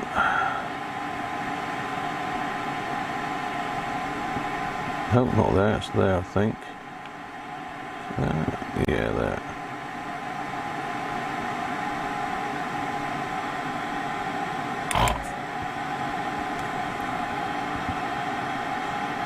See, that doesn't want to melt again. It's weird with some of this old solder. You've got to reflow them sometimes to get them to come off the board.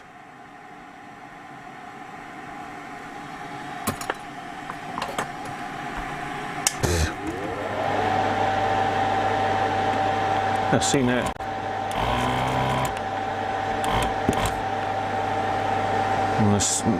The solder almost crystallizes. It goes like a crystalline type.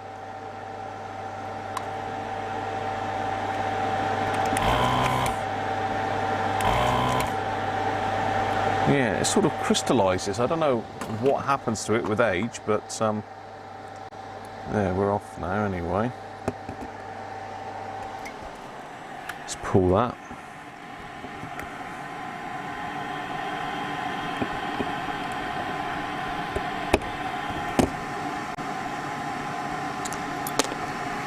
So C10, what's that supposed to be? 25 microfarads?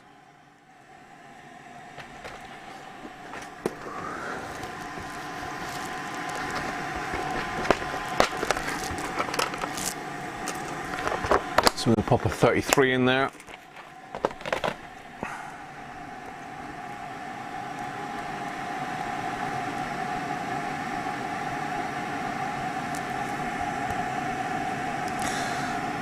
Voltage rating on that's 25 volts. That's only 16, so we need to go higher.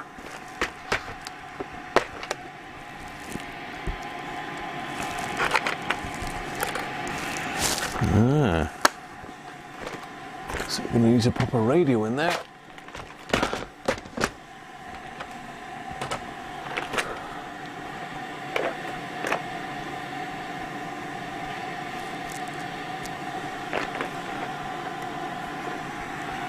It was 25. Could stick a 22 in there, but let's go higher rather than lower.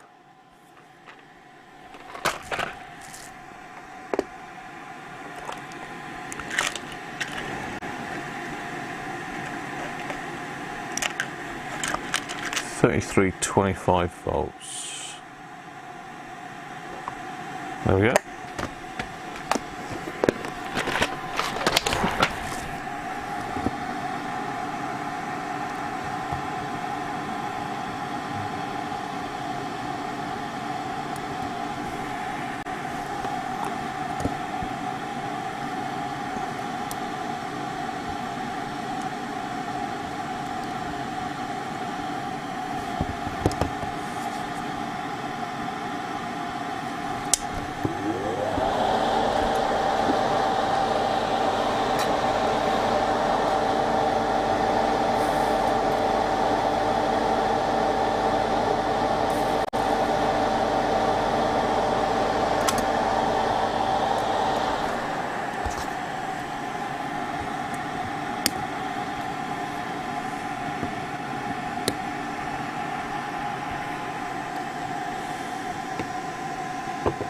Dave Malek, how are you, Dave?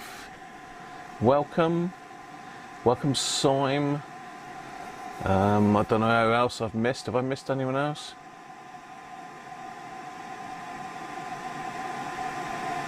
Just nips to sort your cooking.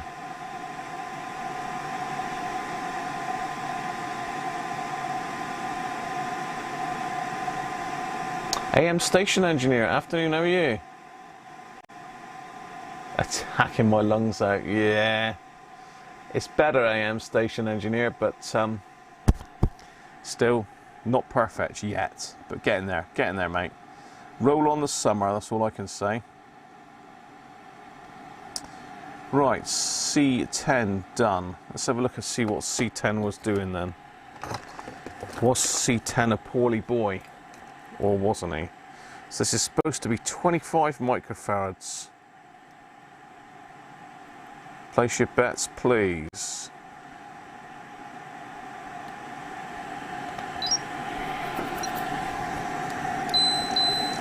It's reading 38. So he has gone high.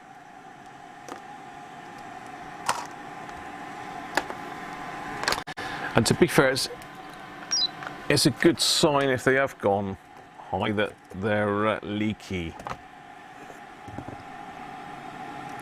Right, now the other one I was going to check was this one down here, which is there. Oh, it's right where I've just repaired it. Look, typical, isn't it? Typical. It's not a particularly nice joint either, that one. It's that one there, and my nice repair I've got to undo again.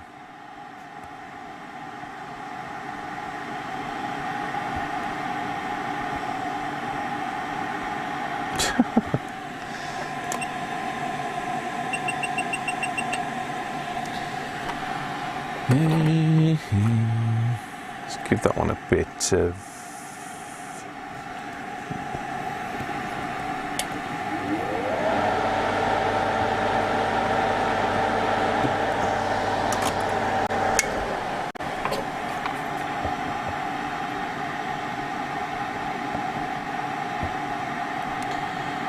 my desoldering gun does not seem to be getting as hot as it should be. Could be Time for a new element soon. Elementary. Let's just try tin in the tip.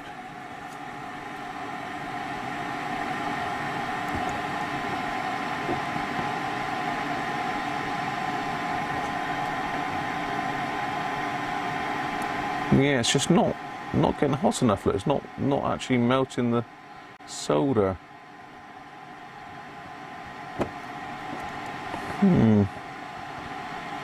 Yeah, yet another.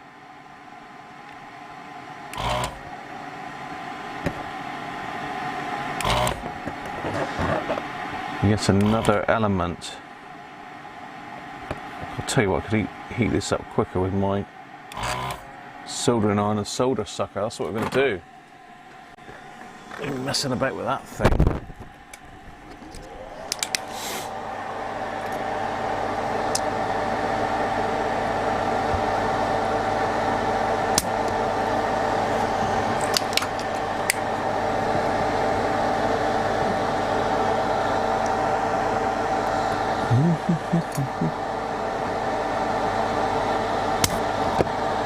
Whoa.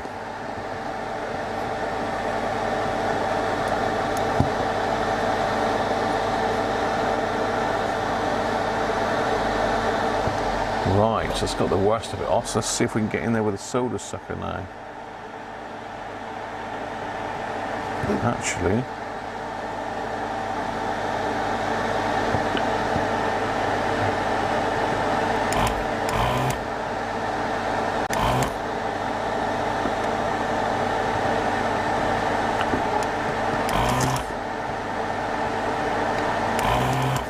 I've made too good a job of that. Right.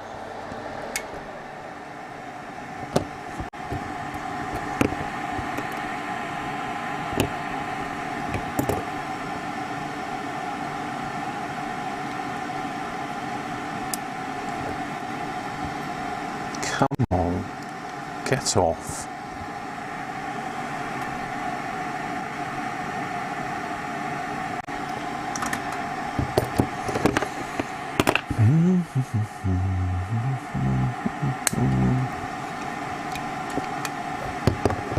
Right, 125 microfarads.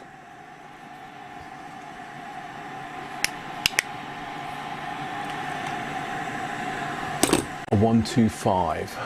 I've got this at 125. 150. Too far off, really.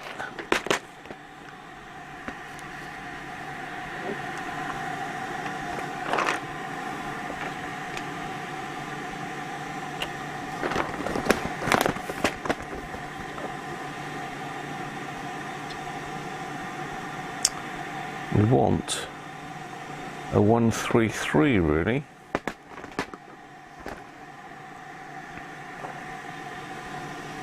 Something to do a 133. No, what are you going on about, Graham? What are you going on about?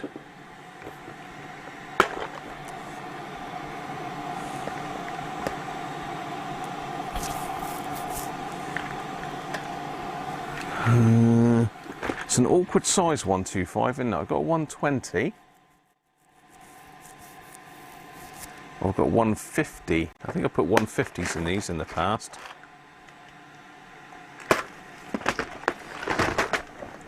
Got any 150s left? Yeah, we'll stick a 150 in it. I think it's better to go higher than lower.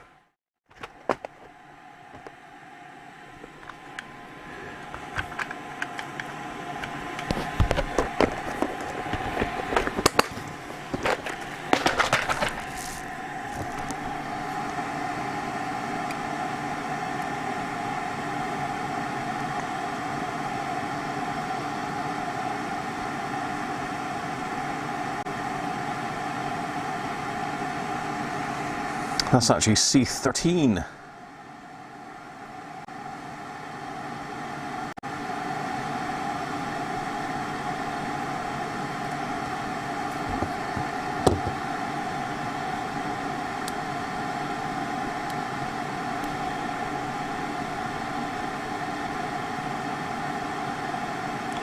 16 volts. Yeah, 16 volts as well. Hang on. Nearly got that the wrong way round.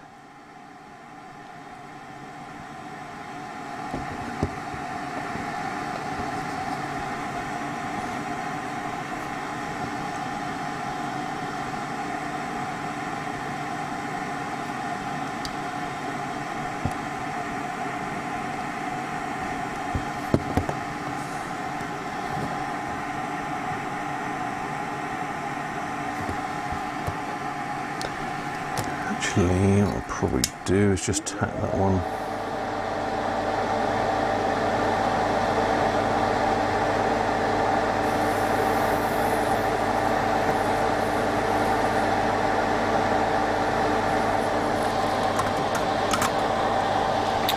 There we go.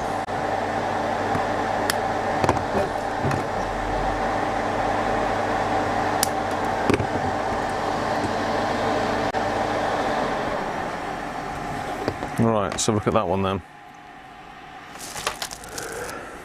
125.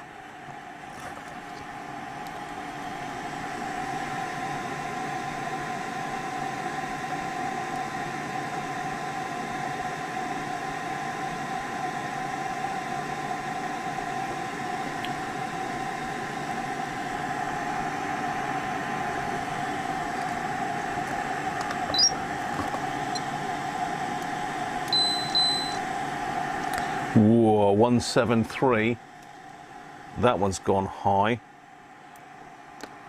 That was a C13. Where's C13? Excuse me. Yawning. C13. C13 is in the output stage, driver stage actually.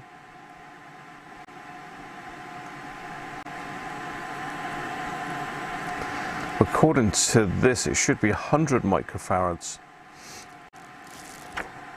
I think they are all 125. Yeah, that one's 125 in that amp. Yeah, okay. So yeah, gone pretty high, that one.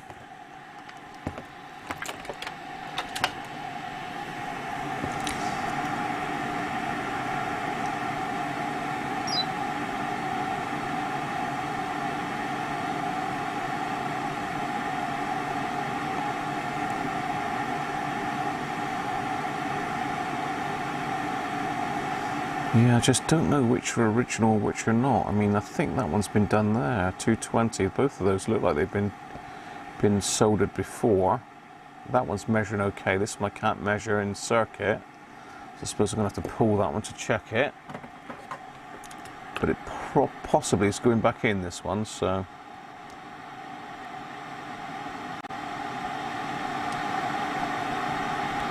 Yeah, I think we got an element issue in this one.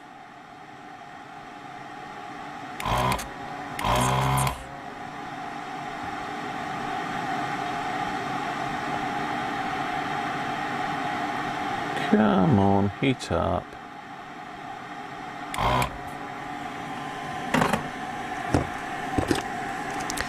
Get the old solder sucker back in. If you don't, get the solder sucker out.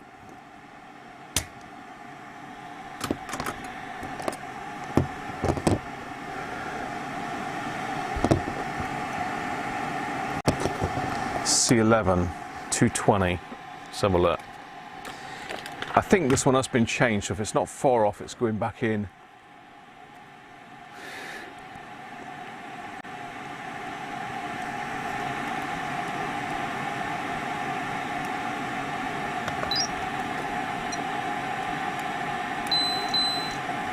.246, that one's good enough.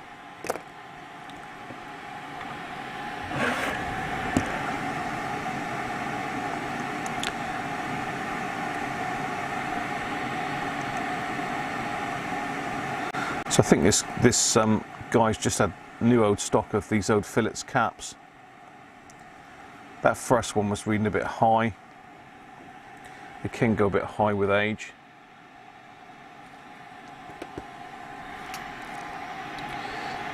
Just see if I can get on quarter minute.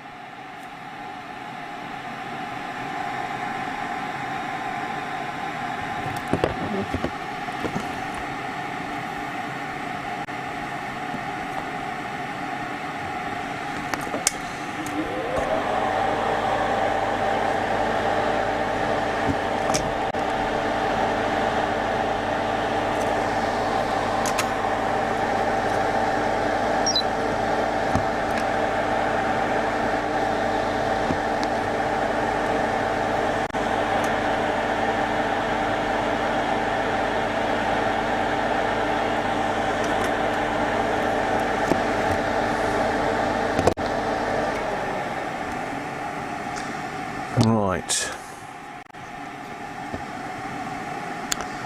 This one here next, NC9.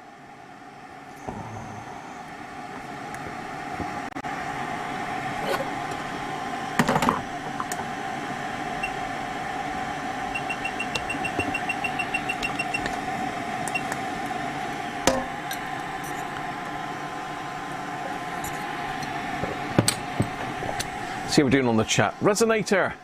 Hey! Welcome, Resonator.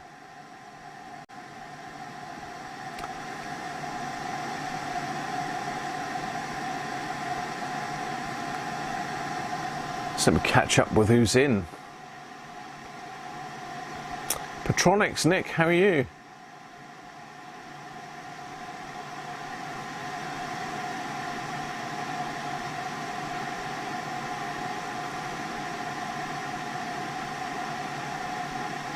Superbike rider Clive, sorry mate, I didn't I did see you pop in there, but you popped in just as I crashed out, didn't you? Good evening to you, Clive.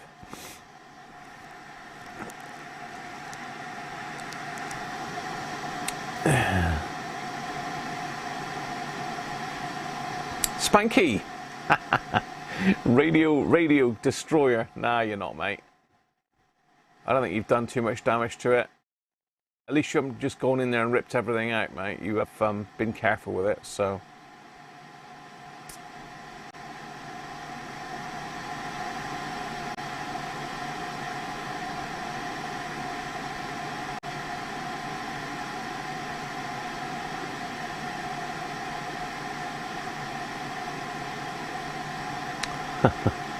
Hey, Sean, he's been lurking.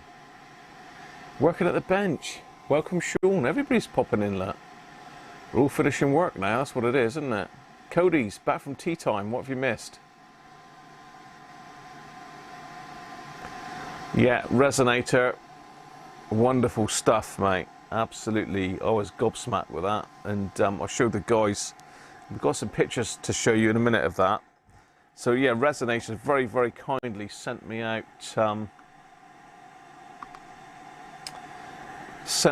all the way from the USA a lovely Hickok valve tester. Valve, not valve, valve. Or actually, we've got to call it tube tester, haven't we, really, because it's come from the land of tubes.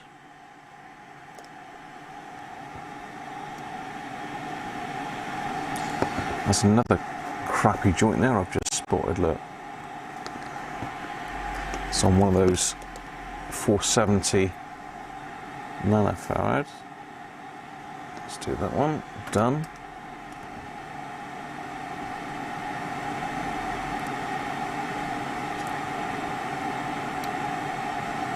It's a bit bizarre. It's a blob of solder there. Well, there shouldn't even be a blob of solder. What's going on there? I thought that was a component, but it's not. It's just a blob on the board.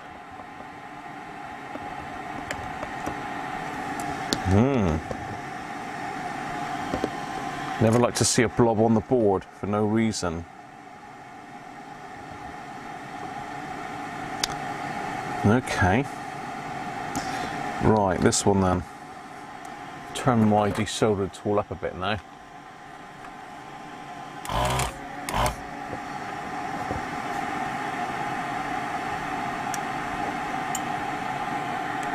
Still no good. What is going on with this desoldering tool?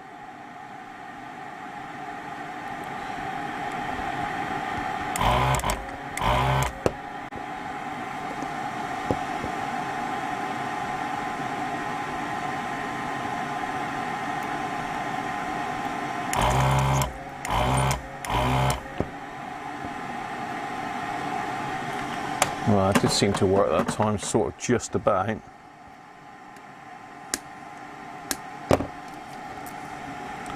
So C9.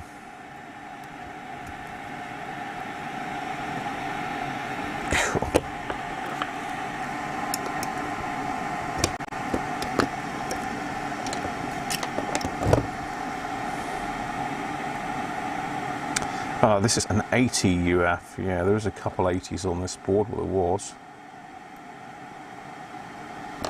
80. So I normally put an 82 radial back in place of those. If I can find them.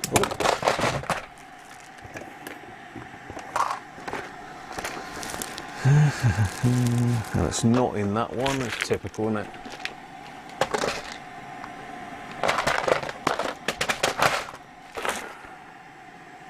Not in that one. Oh dear. Third time lucky. There we go. 82. What voltage is that? 25 volts. 35 volts.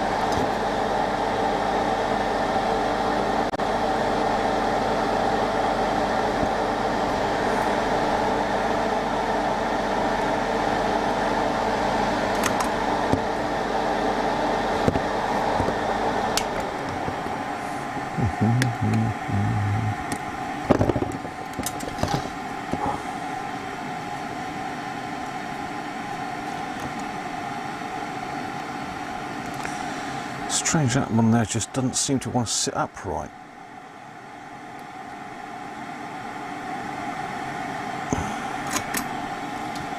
That's better. Okay, so we've got another 82 there, I think. C14. See if that one will come out. Oh, actually, let's see what this one is first. 82. 80 microfarads, I should say, not 82. 82 is what I'm replacing them with. Could of course put 100 in there, that probably wouldn't make too much difference. It's reading 92, so it's gone high, but not mentally high, to be fair. Wouldn't have made a massive difference.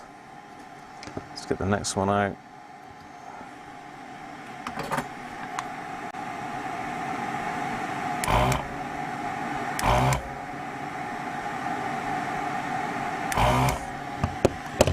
Sounds like my sucker's blocked. Let's give it a rod in. Better.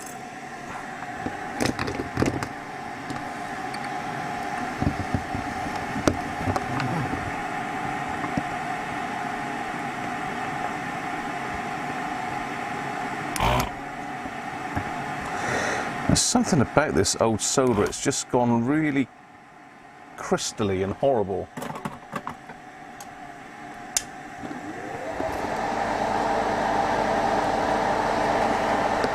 I don't know if those of you that work on this old stuff, whether you've noticed that the old solder does sort of go crystalline.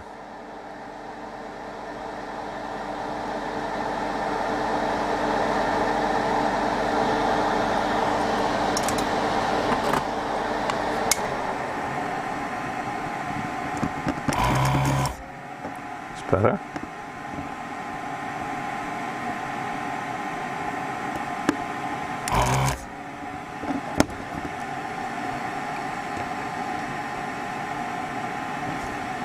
Ah, desoldering the wrong one, that's why.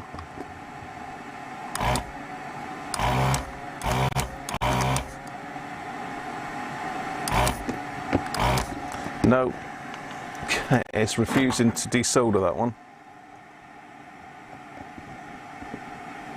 I've got to do that anyway.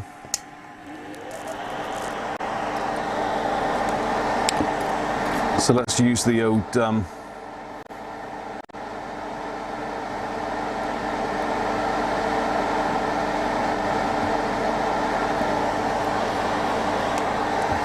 Good old solder sucker on it.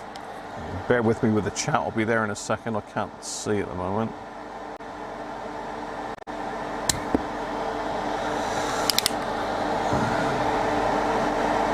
The beauty of this particular solder sucker is it's got, of course, a lot of solder on that. Bloody hell. That's probably me. So it's got a silicon tip on it.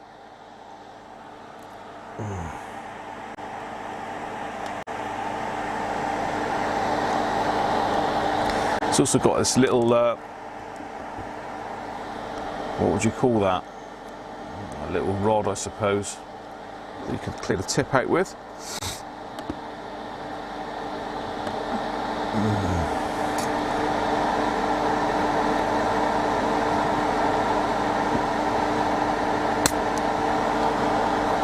We're getting there.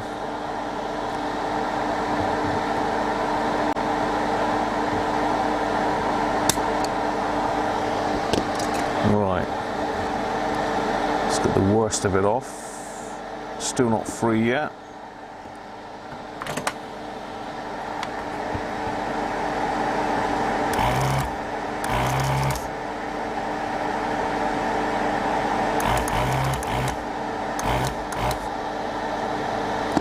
It is now.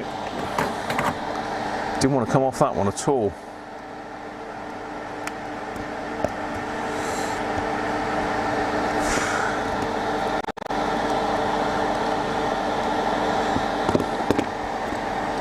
Someone's bent the leg in very tight to the board, that's why.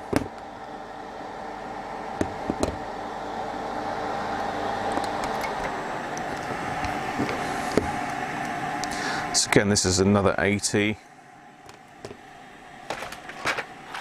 I've done that one next because these are on top of the board. On top of the board. On top of my pile, I mean.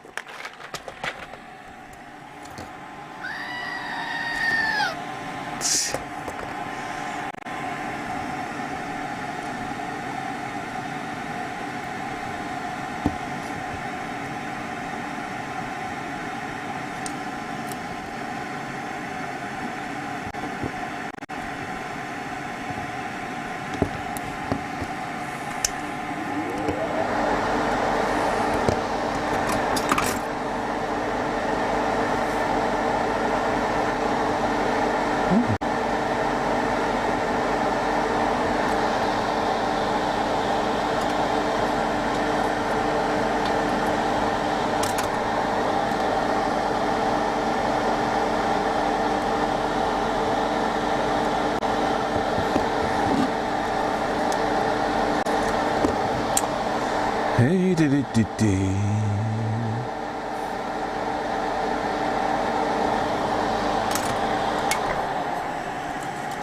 we're getting there. We can turn this noisy desoldering station off in a minute. I have got a new fan for it. I just haven't had a chance to put it in yet. Could have done that, couldn't I? I thought I'd let you watch what I was up to. We're getting there. Not many left to go now.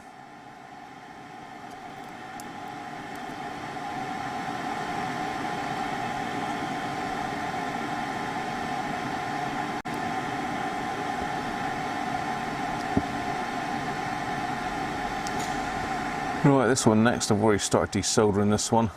Hopefully this one will play ball.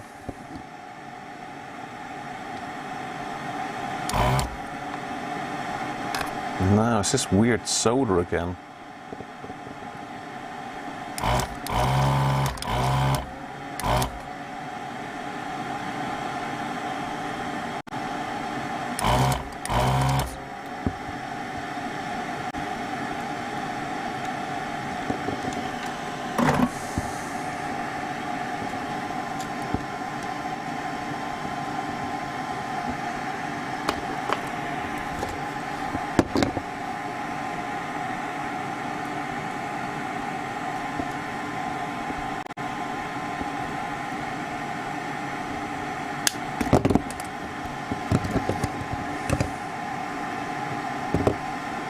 What is this one then? 40 microfarads. 40. So we'd put a 47 in there, really, wouldn't we?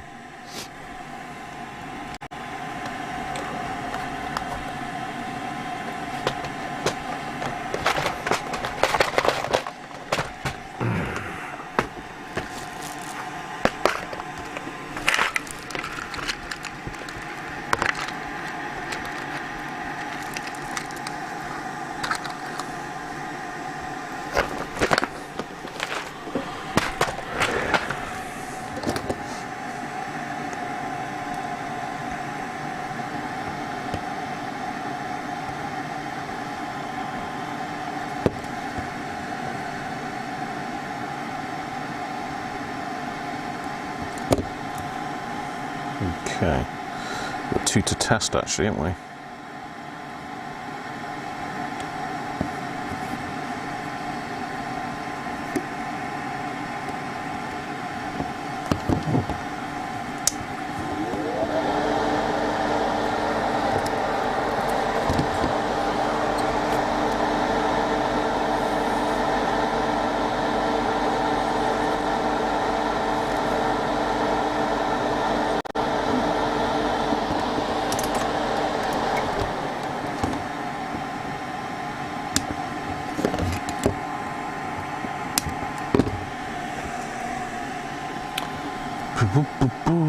We're getting there, so that's those 3 done. Everything's done there. So we've only got 3 left. So this one here next then. Actually, let's test these 2 first while we're at it.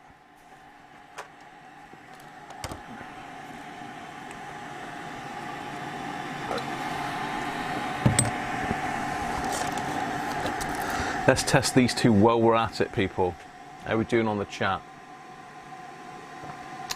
Therapeutic. A bit of saliva, Dick. I've never heard that before. Right, this one is supposed to be 82.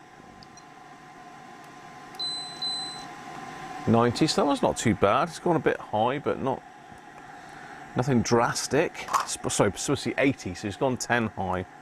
And this one's supposed to be 40.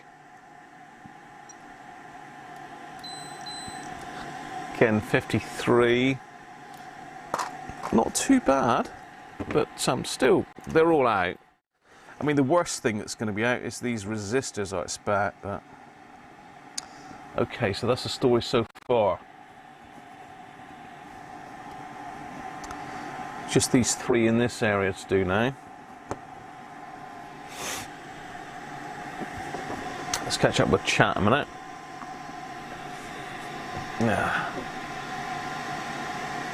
Where are we?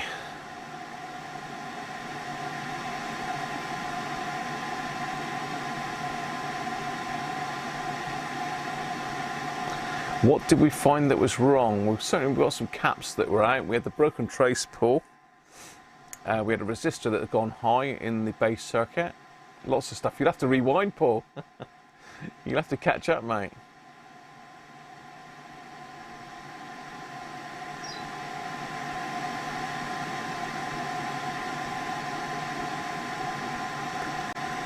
It's relaxing, is it, Sim? Sim or Sim? Non-performance solder, no lad.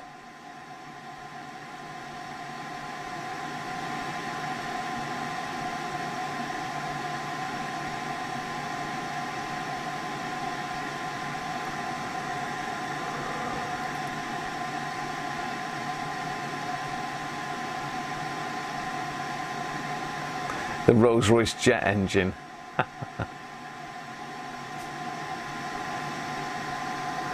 Yeah, they will have done, George. It's just really trying to hit the ones that are crucial.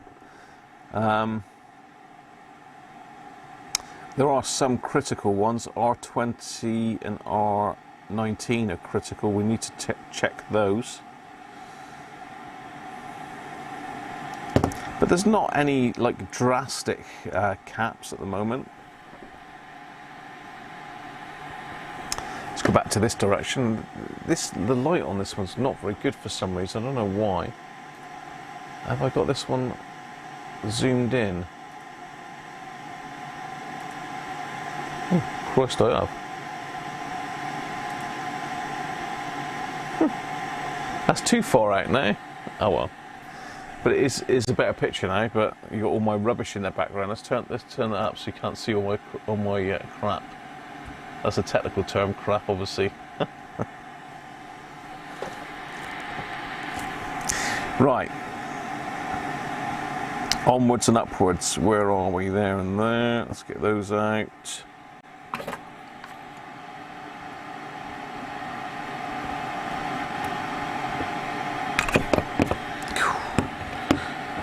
Bit of singed skin there again. Oh, something crawling along my workbench now.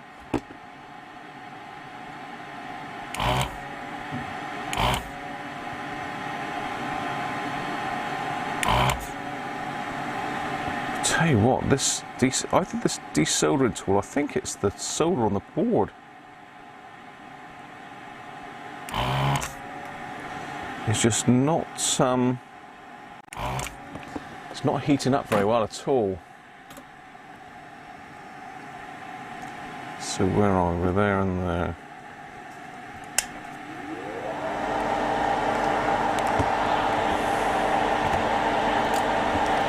Again, we got the jet engine in the background for George, especially.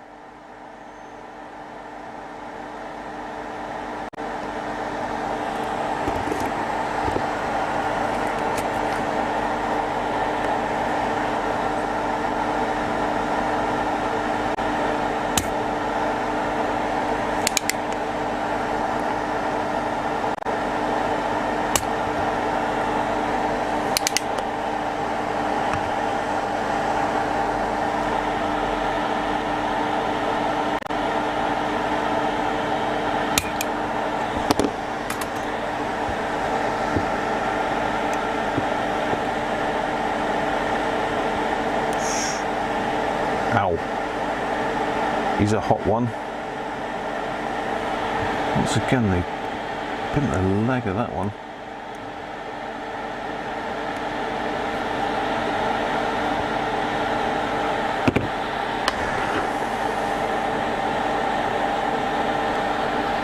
Get out, you little monkey.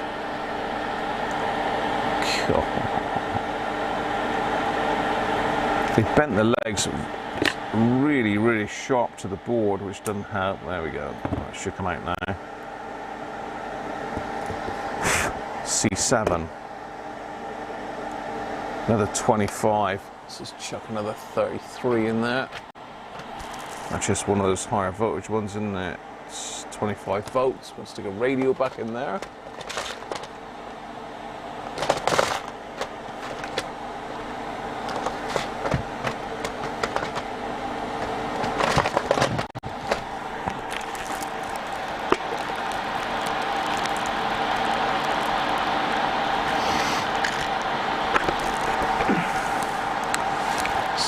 Volt, not 16. 16, I've got some 30 volts in here somewhere. 25 volt, there we go.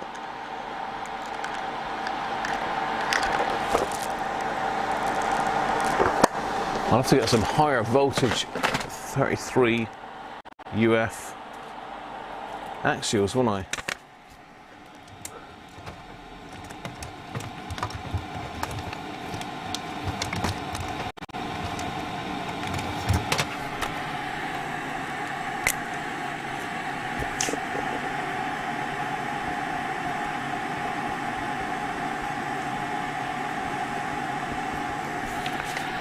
Right. Slap that one back in.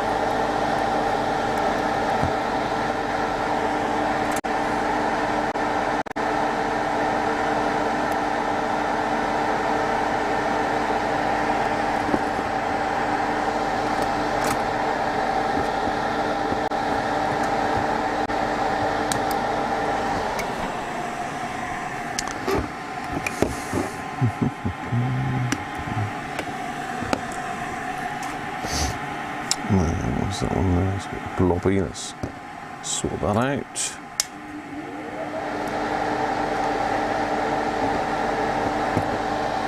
Better.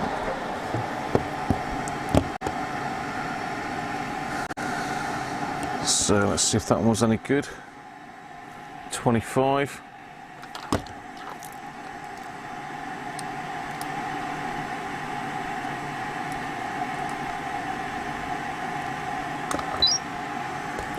.25 microfarad. Oh, hello.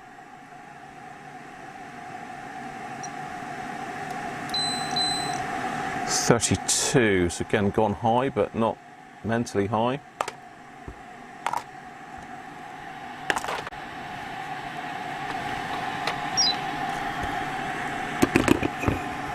Next one is in there.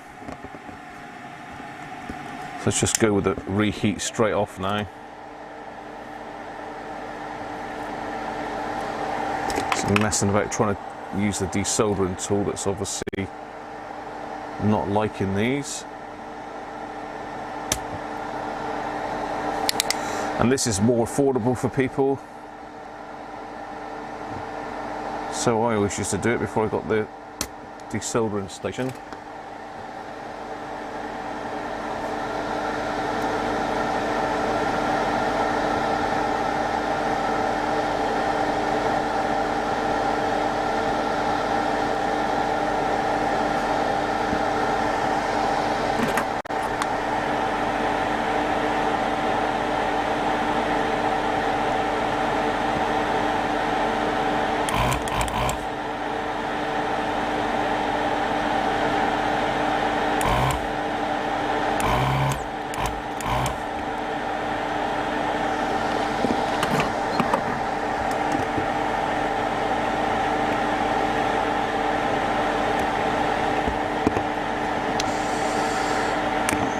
We've done a number on the legs on these things.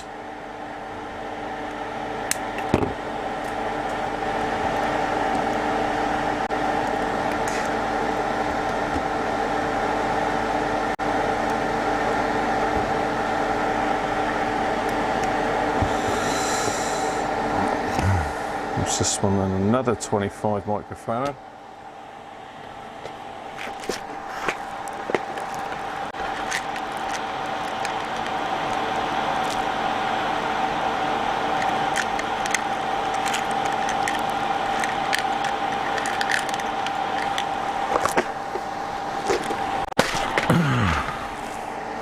Another 33 going in. Make sure we're getting the right way round.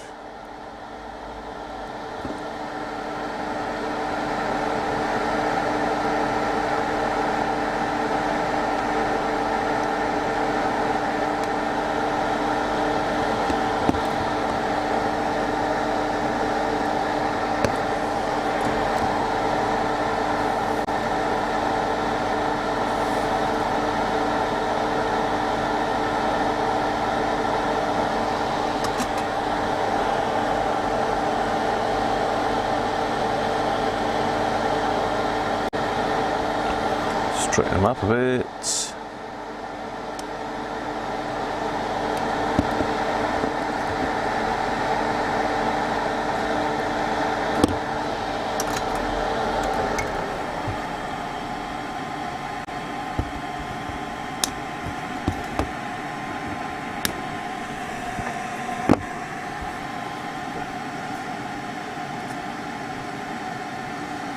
One to go.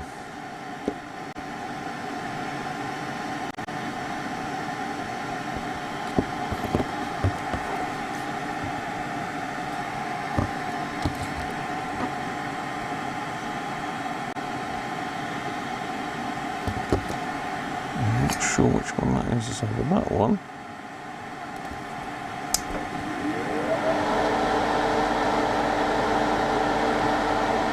That one or that one.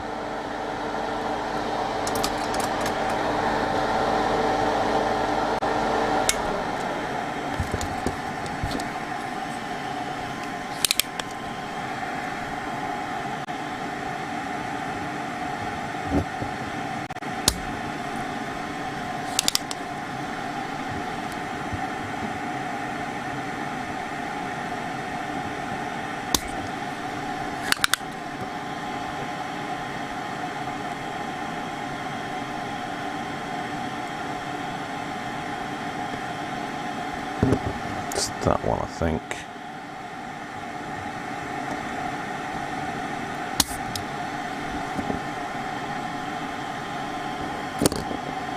No, it's not. It's right first time.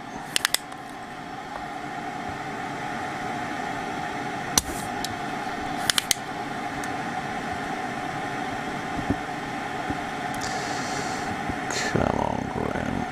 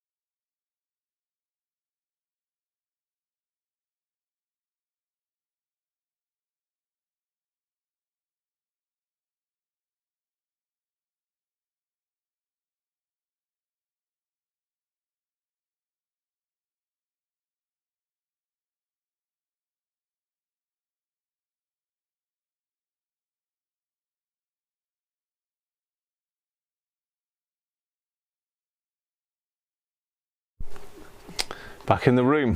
Thank you whoever rang me. Hey, Mike Atlantis, afternoon, how are you?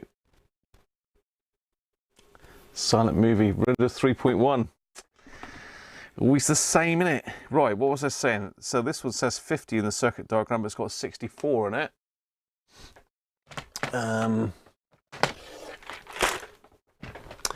So it says 50, it's got 64.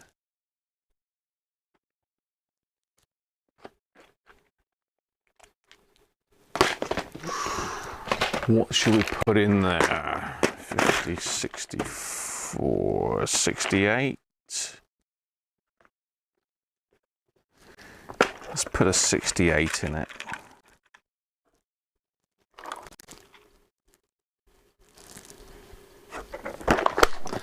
Let's put a 68 in it.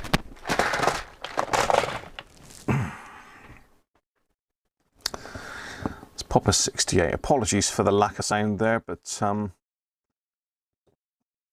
that's me rabbiting on too long on Sunday. I run my batteries down. I have got a rechargeable one which I've just popped in now, but didn't have that in just now. Right.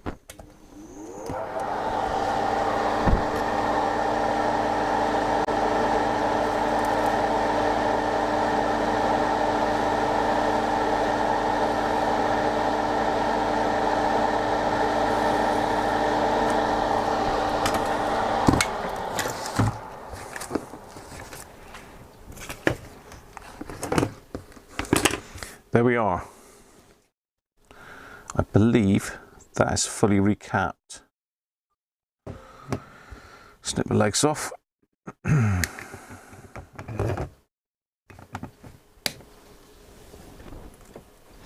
wouldn't use one of those because we're going to do the quiescent current on this one. So we need to link the input to ground. And I am running out of time. Got about half an hour, so I'm motoring now. So the input is pin 4, so we need to stick pin 4 to ground, which is there. So I'm just going to solder a link across for now.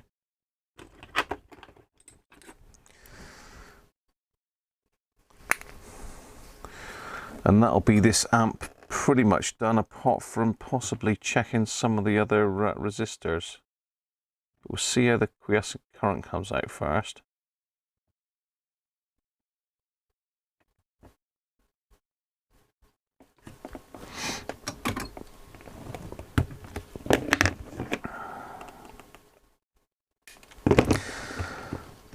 Okay, so that's that done. I need to snip the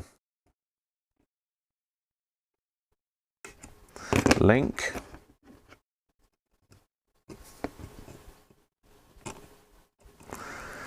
And let's hope we don't have to move this thing. I expect we will have to, but I'm just wondering while we're in here, whether we just pull out R20 and R19 a minute, just have a look. I could test them in circuit, but I don't think.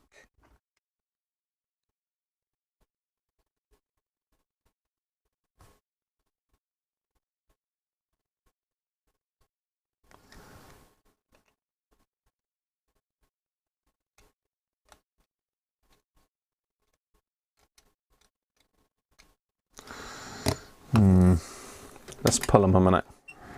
Let's check the chat while that's warming up. Right, how are we doing? Anybody else in that I haven't said hello to?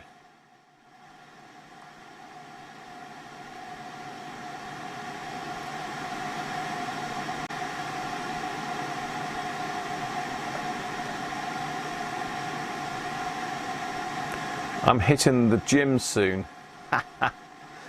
Yeah. Cheers, Dick. Thanks for joining us, mate.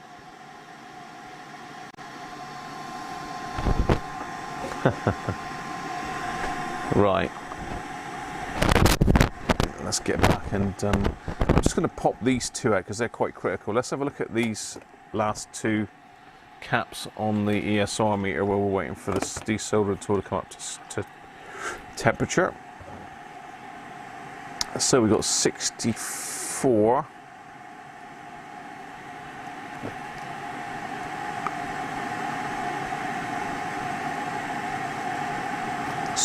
microfarads.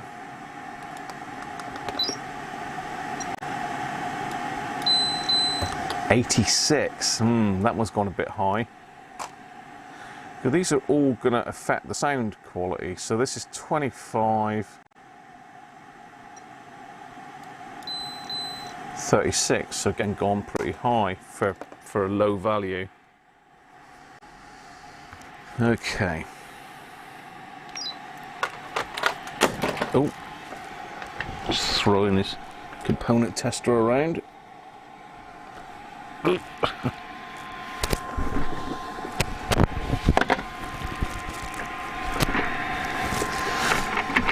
Get off.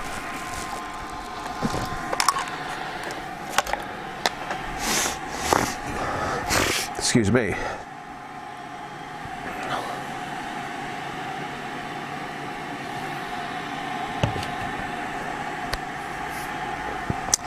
Okay, so yeah, I'm taking out R19 and R20. They're right on the output stage, and they're fairly critical for the center point voltage.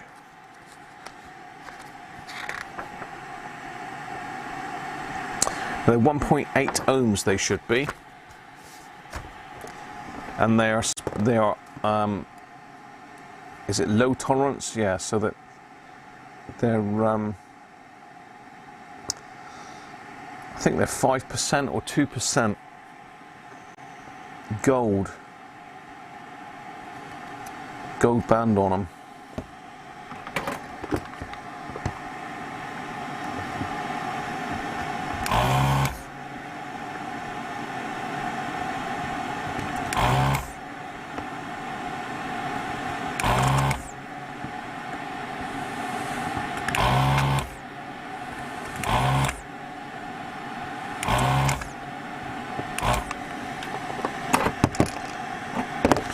There they are.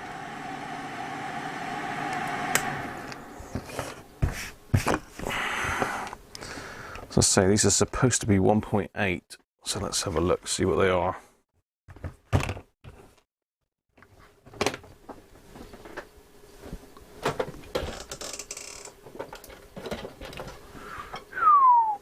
Oh, there's the best, there's the best, there we go.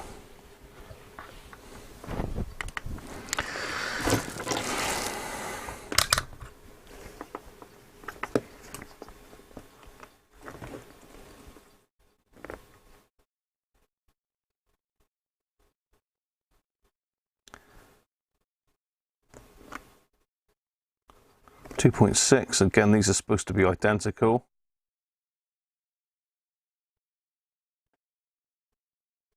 Nearly 3.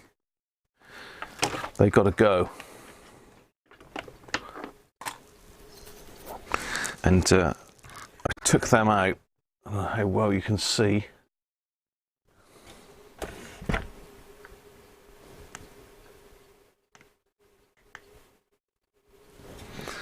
So they've come out from down in behind.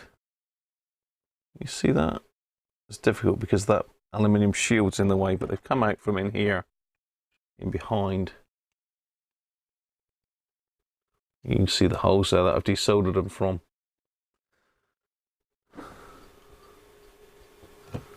Difficult to show. You can just see R20 there, and the other one's R19. So they are critical in this particular circuit.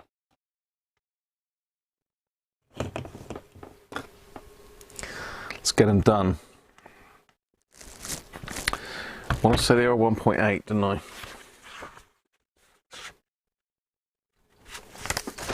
Now I've got some specific ones for that because they're higher wattage as well. I think they're 1 watt. Which isn't high by today's standards, is it? But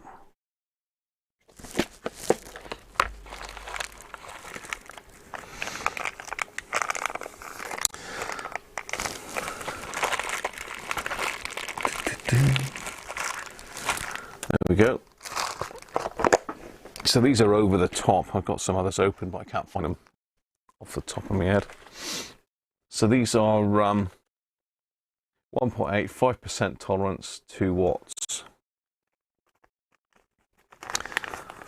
So I think the original ones are watt, because they are bigger than the other ones.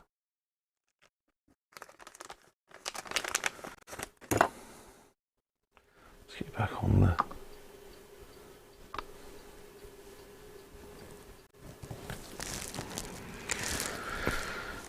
So I've got 2 of those, and they should be, famous last words in it, these should be pretty accurate. Should certainly be pretty close together, hopefully.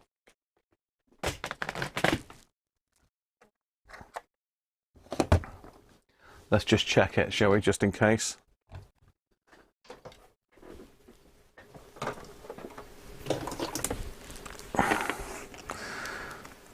So it should be 1.8. 1.92. 1.89888. 89. 1.89 and 1.9. That's good enough, isn't it? That is good enough.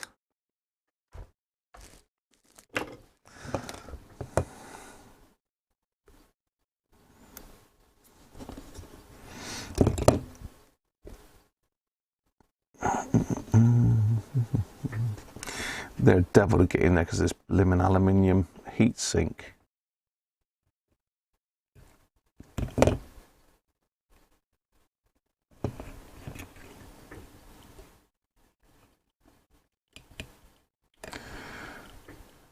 Come on, Graham. You can do it.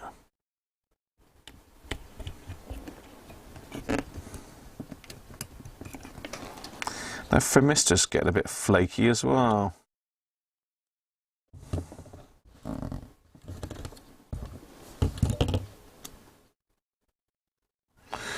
Always pays to change these old carbon resistors if you can. Okay. I did one board where I changed a lot of them. Oh, I had it in there then. You had it in there and it all failed.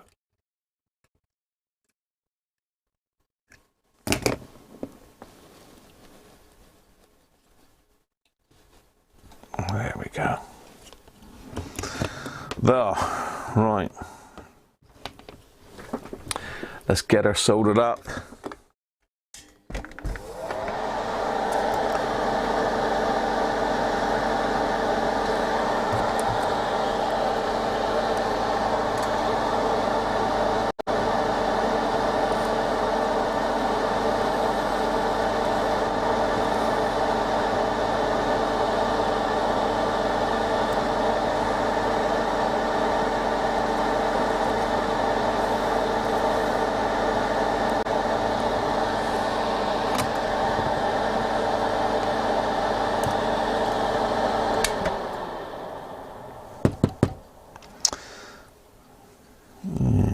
Okay.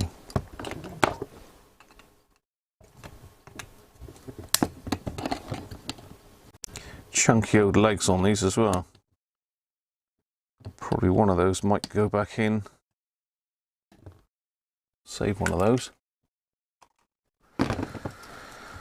Go back in to replace our test point thingy. Right, so we've got the input to ground. We've got that open, so we need to get some multimeters down now. Let me think. The fluke.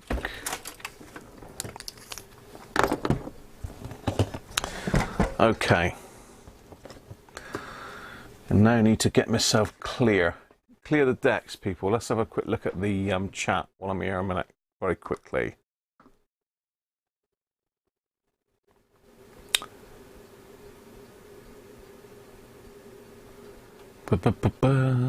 SMD, someone loves SMD, Petronics loves it.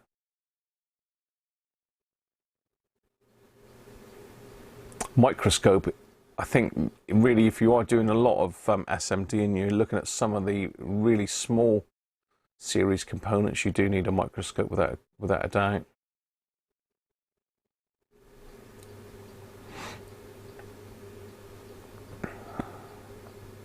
Soda paste and hot air, yeah. I've got a hot air station.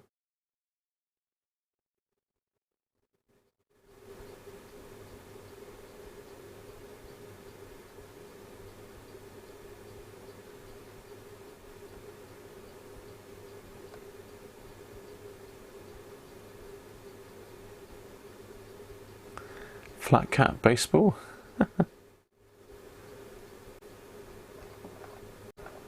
Spot welding. That's a bit mad, isn't it?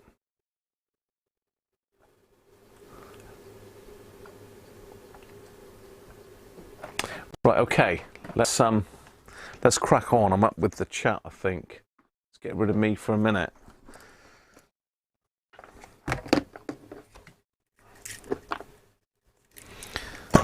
I need to get everything sorted.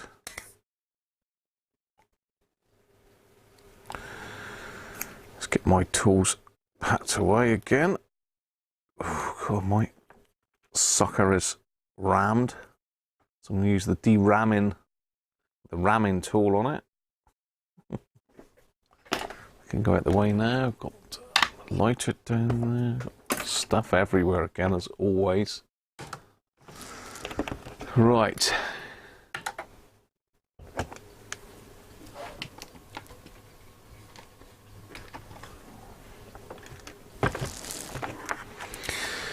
Well, I'm just setting up now to do the quiescent current and the midpoint voltage. It's looking quite bright again, isn't it? Just darken that down a bit. Right. Right, that's 1 meter. Let's get that one out the way. That one out the way. This other meter.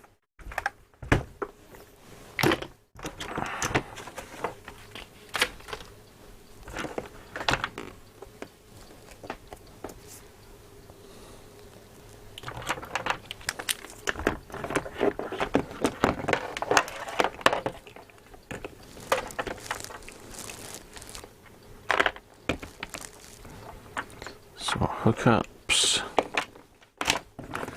Right, let's grab the case back up. Let's pop its amplifier back in.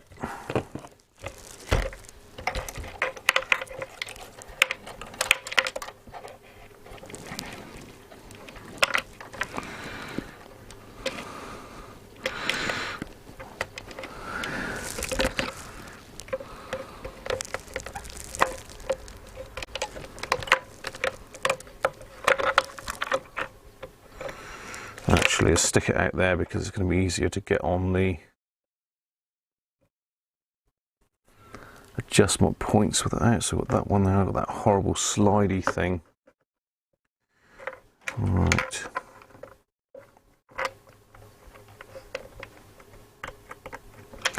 The slidey thing is a wire wound. That doesn't sound right, does it? Wire wound resistor. And if you move them very often, you'll actually ruin the thing altogether. Just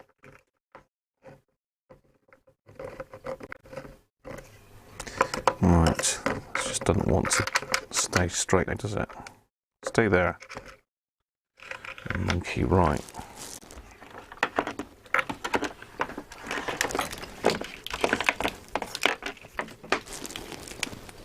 Okay. Let's come around this way for this one. So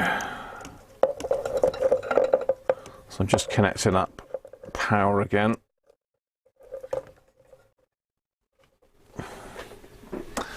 Let's zoom you out a bit so you can see what's going on. See the complete mess that is my bench now.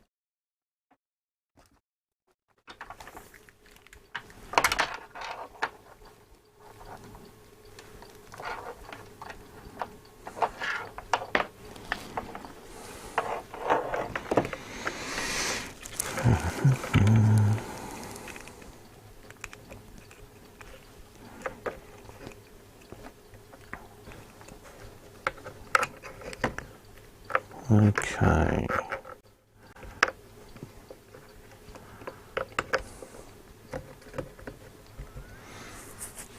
Right. Can I snip a lead onto there, I wonder? It'd be nice if I could, wouldn't it?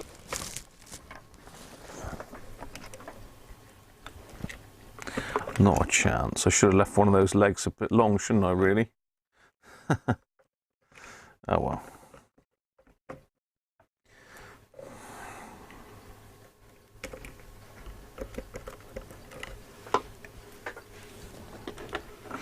Right, I'm just going to connect up my meters.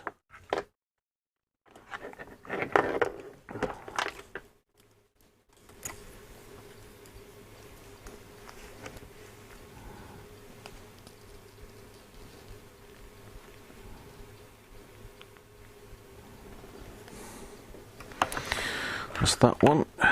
No, it's not. I want to change these probes, really. They're a bit of a pain.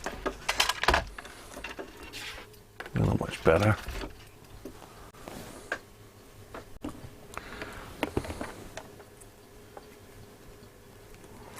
These are really good fluke probes, but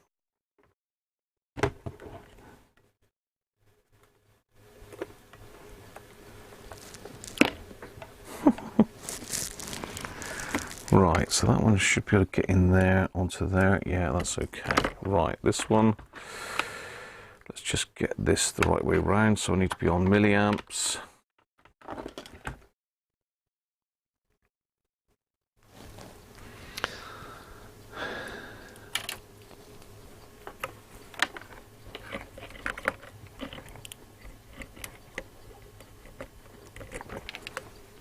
Rubbish lead.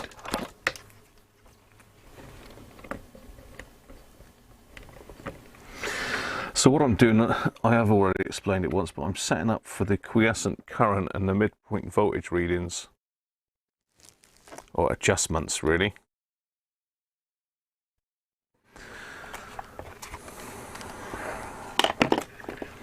I'm going to sort of try and get it so she can see what I'm up to, which is really difficult. Trying to get the meters in the shot and the adjustment as well. I've done it in the past. I think I can probably do it with the overhead camera at a stretch.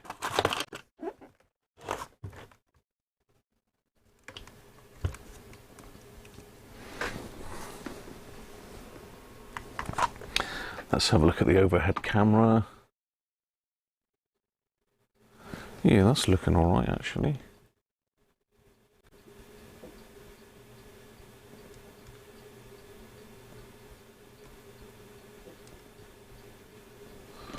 Okay, all right, okay, that's looking all right. Let's try that other meter instead, because the fluke probes are not doing very well at the moment for this exercise.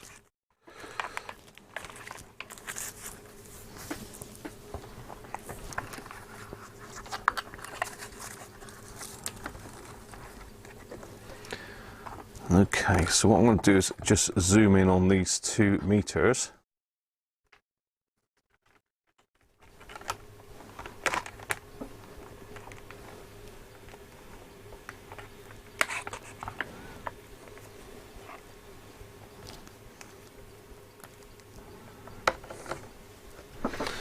So bear with me. Actually, let's switch you to the overhead camera, so I don't make you dizzy while I'm doing this.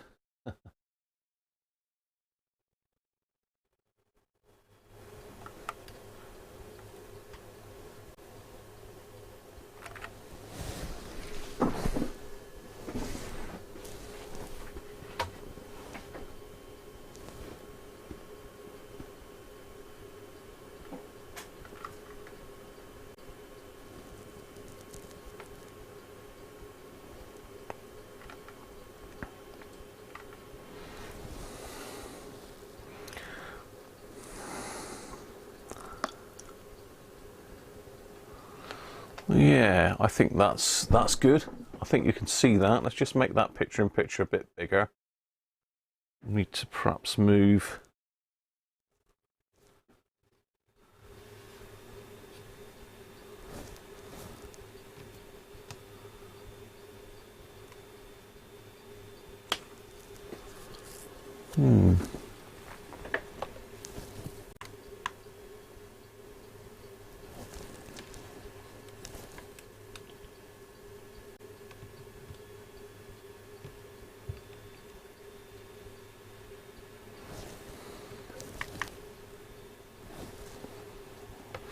So bear with me, I'm just assing around with the cameras, that's too bright.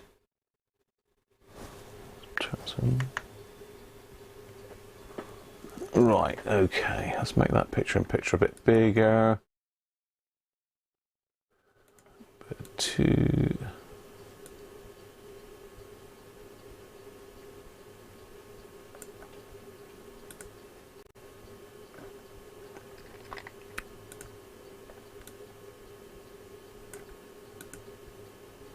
Too big. Too big.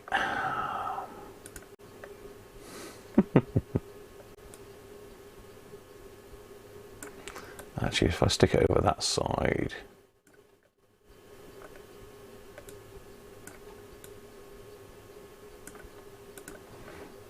There we go. There we go. We're in. We're in.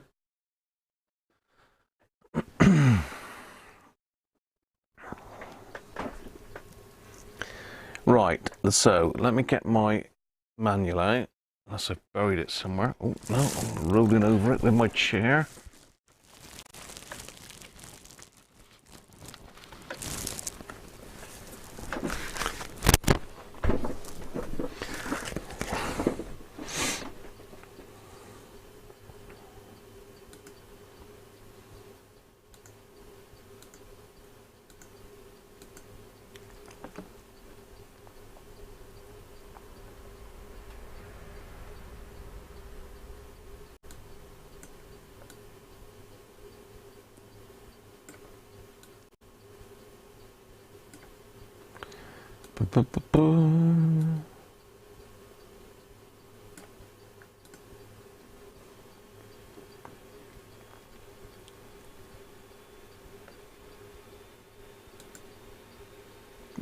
Hey, how about that?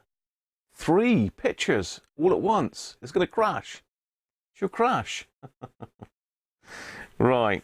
So all I'm doing now, just checking. I'm just checking the procedure.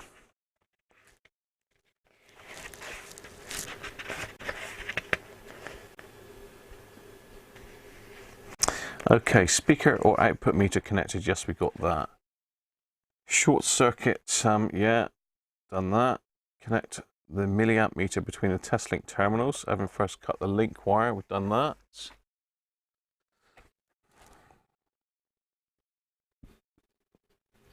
Connect the meters, blah, blah, blah. Yes, yes, yes. Just RV4 for quiescent current, RV3 for midpoint voltage. We don't want to check test sheet RV4 if we can help it. So RV4 should be 4 milliamps. So we should have 4 milliamps on this meter. So let's pop this one on to milliamps. This one's on DC volts on the 20 volt range.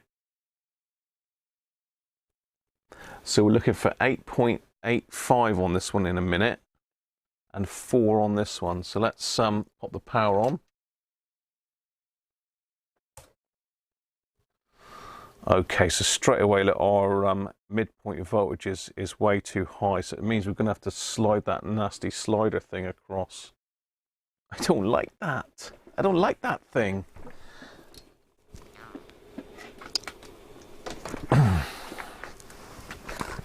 So the best way to do that is to pop the power back off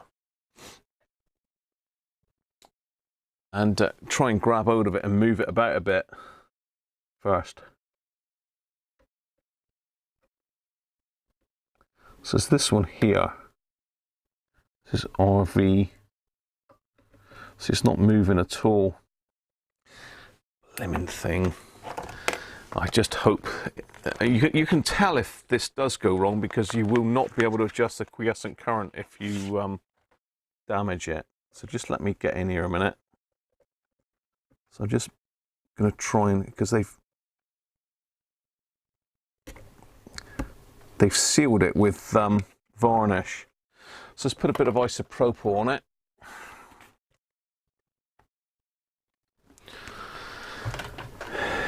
Put a bit of isopropyl on there.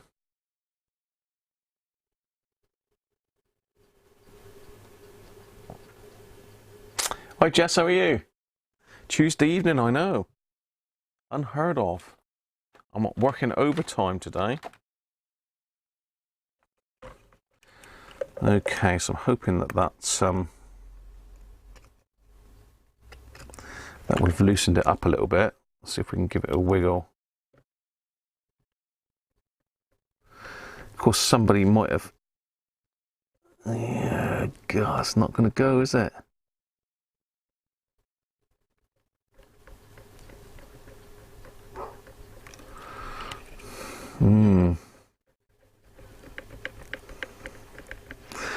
See, that should basically slide along this bar, but I don't know whether someone's glued it. Certainly there's some nail varnish on there.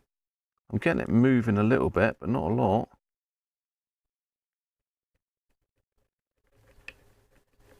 I think the isopropyl's loosened it a fraction, but not a lot. Just try that again. That's now showing 10 lut.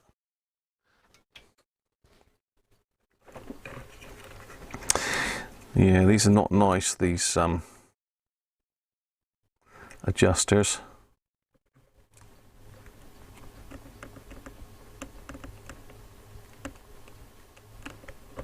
Whee! I moved it. Right. Let's try that. Now we've got nothing, so this is the point where you start to get worried. Let's get a bit of switch cleaner on it. because very often as soon as you move these, you'll break it basically.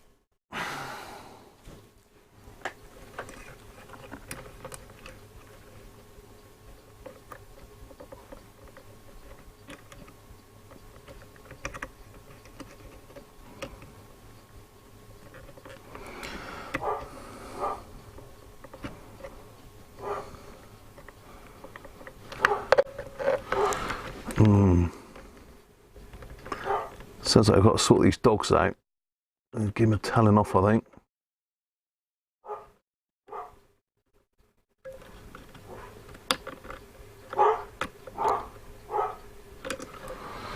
Let's check that.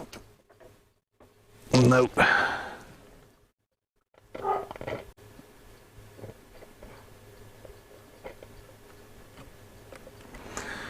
14.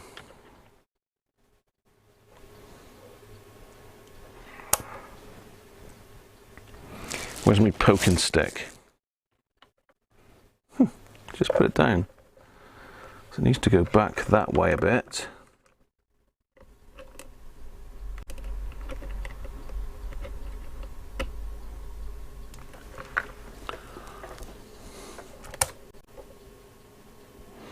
No, see, I reckon there's a break in that. No, it might just be dirty actually. So 9, can you see that yet? 9.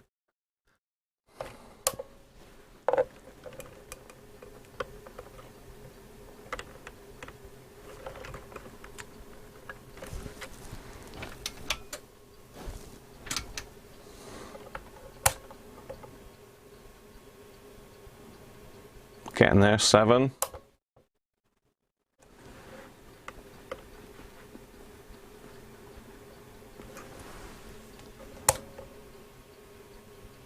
Five. Oops, excuse me. Oh, I've gone a bit far there. Yeah, it's gone a bit too far. Let's give it a wiggle.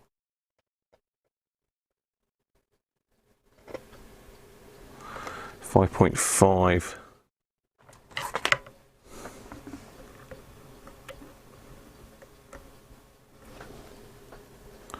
5.4, we're getting there. 5. Give it a wiggle.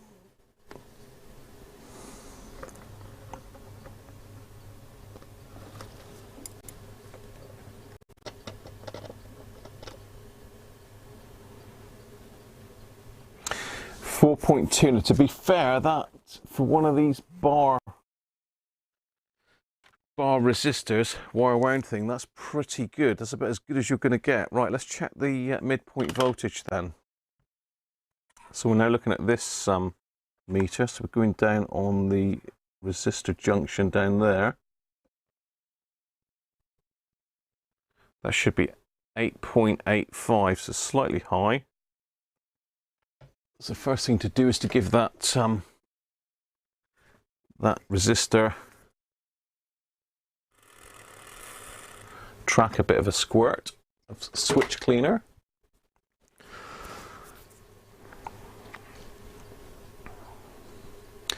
And find a non-metallic tool, although you can use a metallic one on those. Non-metallic's better. Less likely to short out. So I'm just going to give that a little tweak. Let's turn it off again. So I'm just giving that a little bit of a work just to clean the tip of it. Right, let's go in again.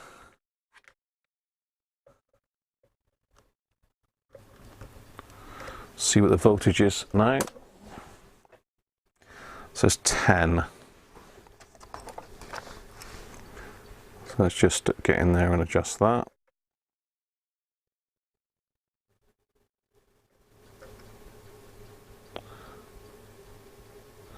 So we're looking for 8.85.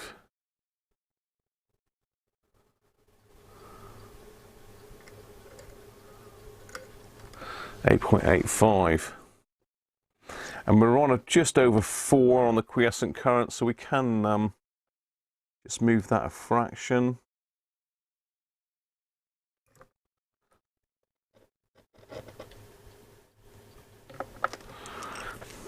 There we are. Double check that midpoint voltage again now that I've moved it. 8.88, so just a fraction. So they are interactive. If you touch one, you'll find that the other one will change slightly.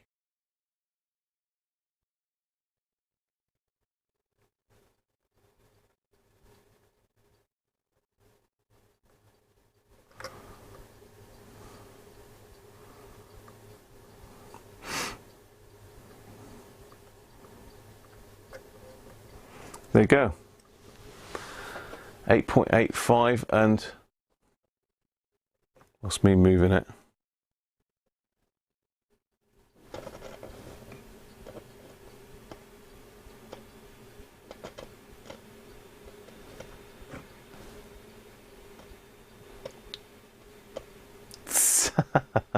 I'll tell you what, these wire wound resistors are a pain in the neck.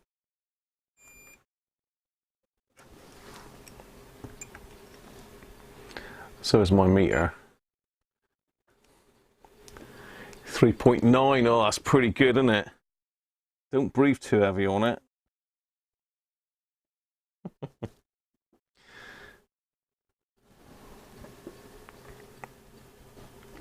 Really that needs to come out, and some other sort of pot put in there. If anyone's got any suggestions for replacing those, I would appreciate that.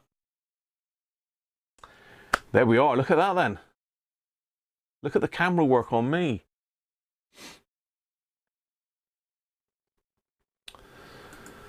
Yes. There we are. Sorted. So let's get it put back together and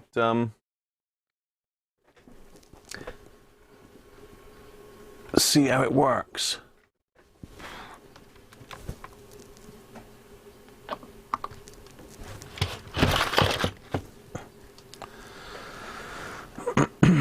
Gotta move me back now. Just move me back.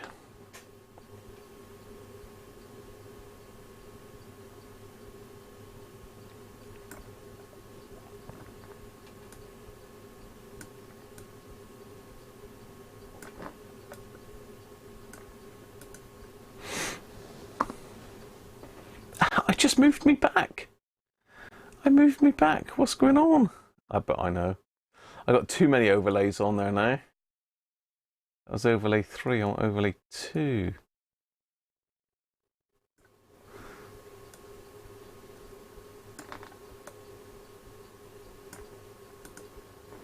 There we go. There we are. Back up in the corner.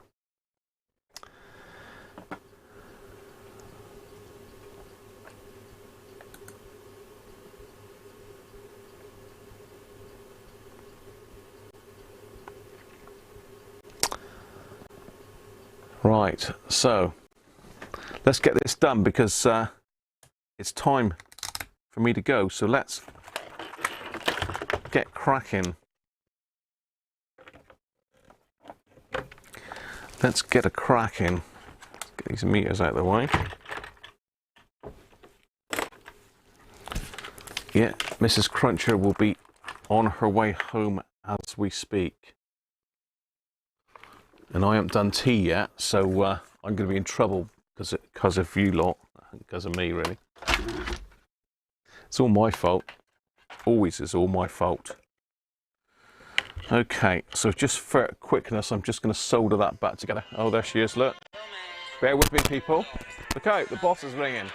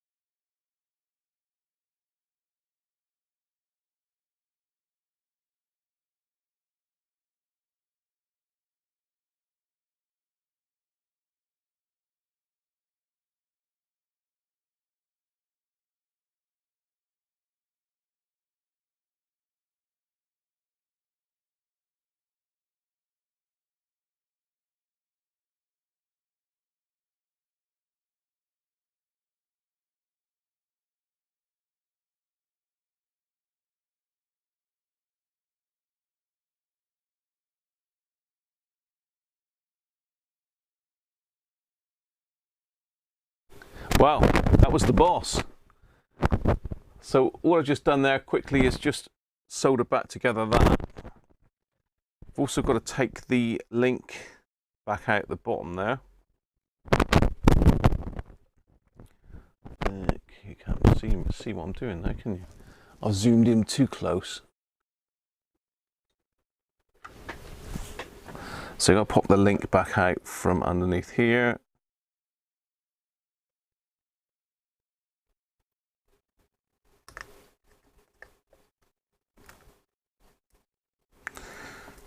If it will come out, there we go.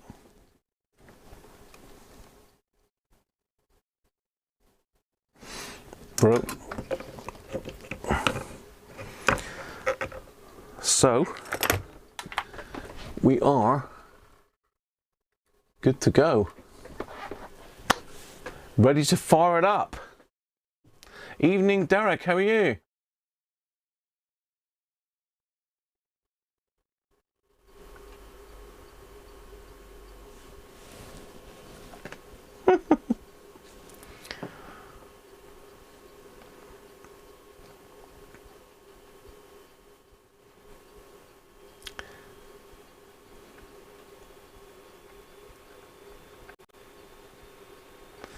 Hey Chris, Secret Gathering, come on in, mate. I'm just about to go, but no, I am literally going to go very shortly.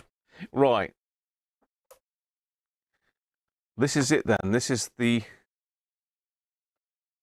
million question. Will this still work? Most of the companies that we've been looking at in this space are absolutely involved in prevention of crime, in detecting crime, and so on. So yes, it does sound like, so long as you can say, look, this is all about stopping crime, you're okay to go. Well, it's not all about that, because the one issue, of course, and the significant issue which flows through, is that it has to be proportionate. You can deploy measures to stop crime, but they may be disproportionate. And so it isn't quite as simple as that. No, absolutely not. Well, I mean, they're not going to be happy.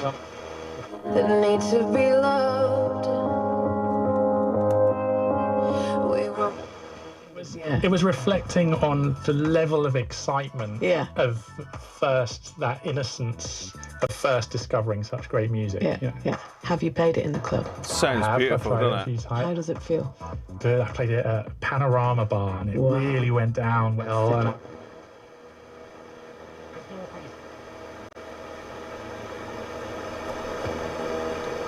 to have that recorded. And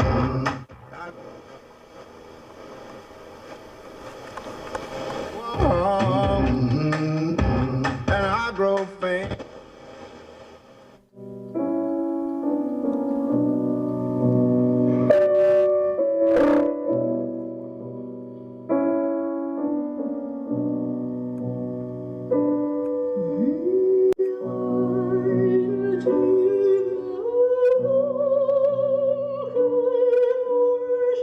Christ. There's the new Warehouse project is undoubtedly one of the great venues in the world ever, and I was just so thrilled at how they'd made it bigger and it was better. Well, we've definitely got nothing on 100 megs where it should be. Let's just have a quick look at the adjustments for that a minute. FM alignment.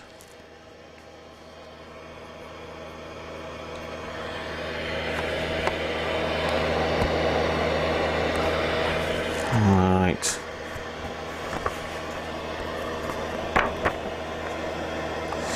Aerial oscillator first IF.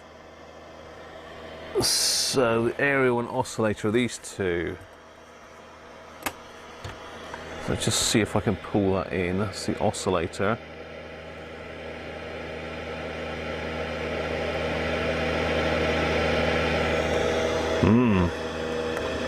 Eating well and having confidence in our bodies.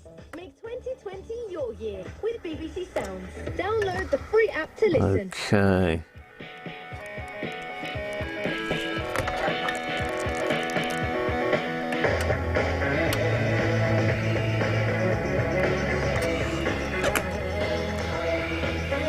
I can't move those.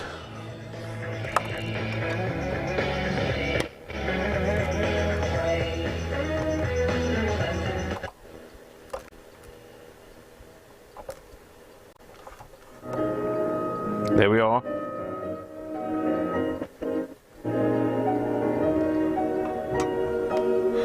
Classic FM. BBC One now on 97. You can't really see the top of the radio, can you? But for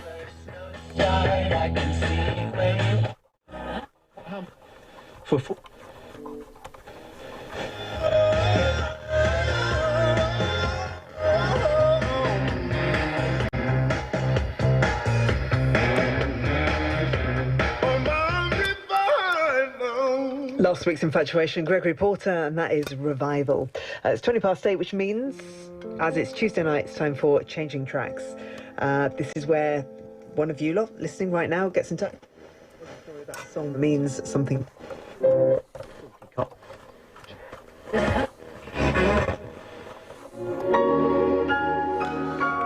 bang on. Job done. Job done, people. Right. Let's put this beastie back together.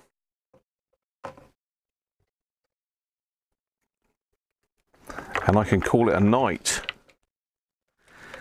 And let the owner know that he's got a video to watch. Hopefully, that has sorted that for him. Certainly was a few things wrong. Quiescent current was too high. I mean, really, that's not going to be a major problem. It probably drained his batteries a bit quicker. And it was put a bit of strain on the output transistors, but they seem okay. Midpoint voltage was a little bit high. Again, that's probably tallied with the quiescent current being high. Apart from that, the guy that's done the transistors and that seems to have done a good job on it. I can't really see what transistors he's put in there.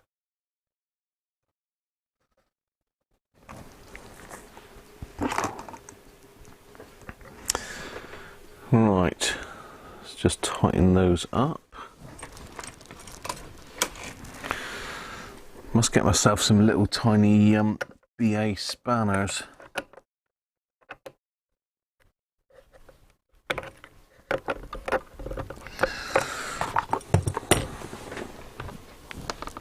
Let's see what my sockets will fit. It's possibly about 7, is it? Yeah, 7mm socket will do it nicely.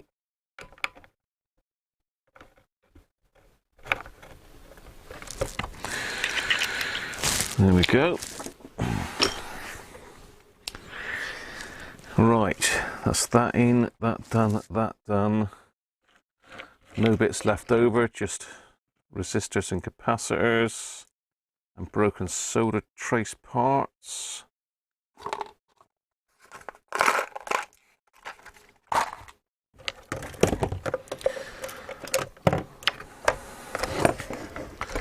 So let's grab, if I can find a couple.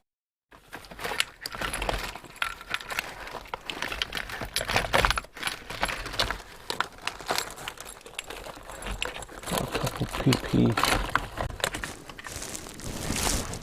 We seem to be short of PP9s for some reason. Well, I'm not short, I've got a load of them, but they're all buried deep.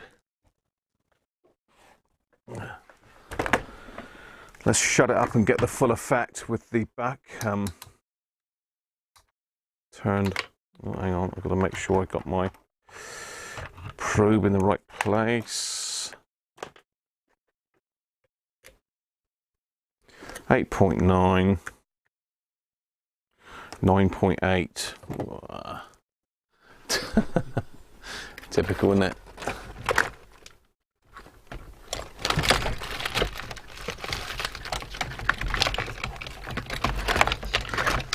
What's that one there? No. It's my one with a busted off top in it.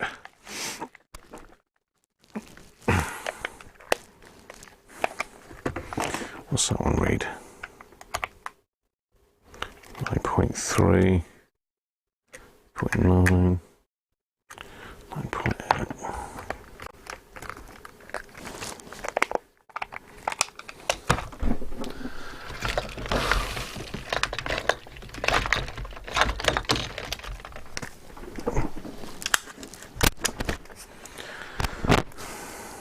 £6.25, look, someone's put on that. Jeez. Right, apologies, I'm not really looking at the chat for a second. I'm just going to give this a final test.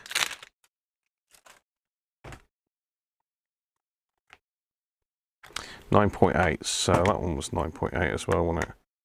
Just making sure the batteries are matched. Not critical, I don't suppose, but you can have it where one will drain the other. Always best to change your batteries in pairs, people. So what I want to do is just put this back together and see, that's a bit loose, that one there. So you have to give that one a little tweak. You be careful with these as well, because you can squash them too much.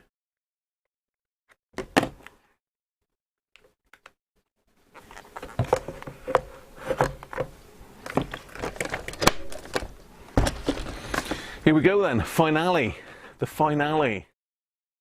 The final frontier. So if anyone wanted to do a super chat, now's the time, because I'm going to be going very soon.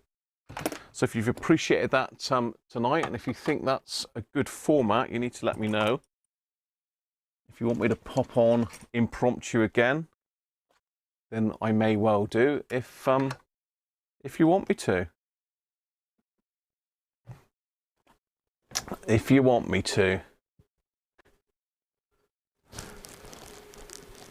Yeah, they were only £3 something in Wilco's, George, weren't they? I don't know where that one came from. I think that one was given to me, actually. I think Rolf gave me that when he came down last with the radio with it in. He said, I don't need that because I use it on mains, so you can have it.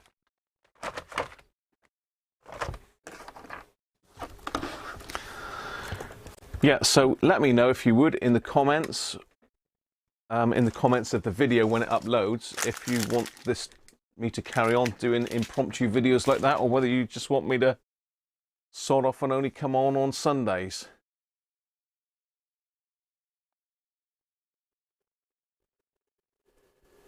Thanks very much, Theo. You reckon Andrew Alsford is the hi-fi guy? It's only because he's not in here, George.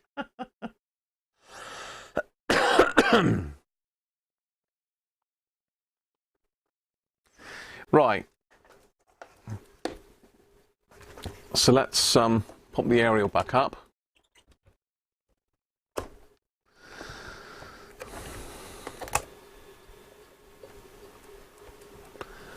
And nothing works. It's probably because of that stupid battery connector. Yeah.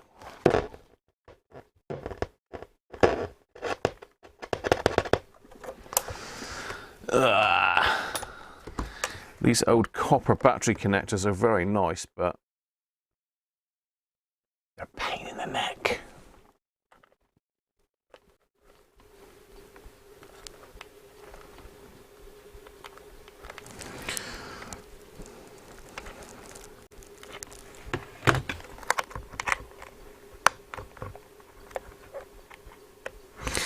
Again, they have changed the style of these batteries over the years. They've got gradually larger in size, and the terminals are different on them.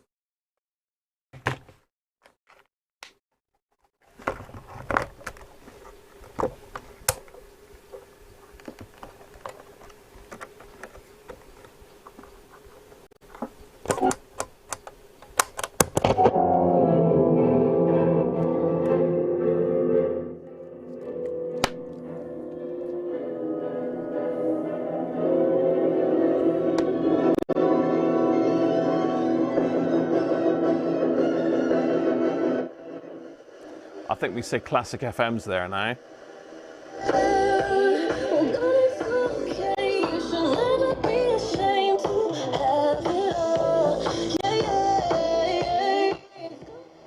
You're lying, so stop with your crying. I can't handle it now.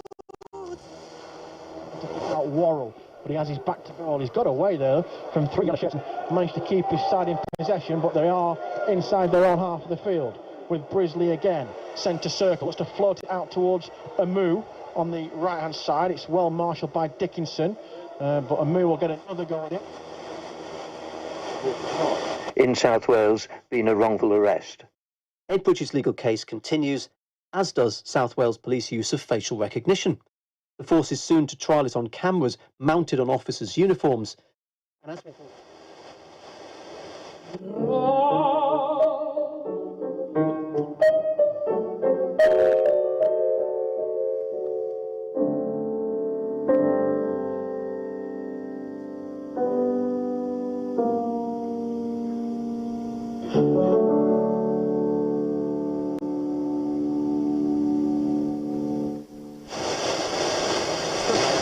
a little bit of the latest gossip. So Emma, what do we need to know? What do we need to know?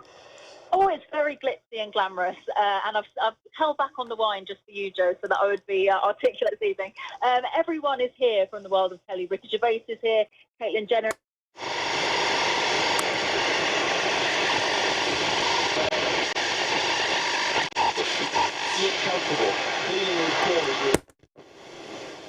We never ID'd them, so you never know.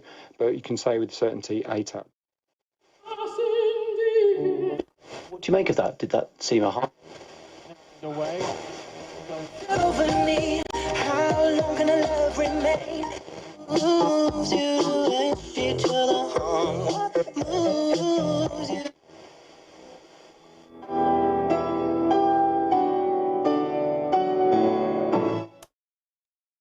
There we go, people. Another RP18 Hacker Sovereign sorted. Right, let's get back on my ugly mug then.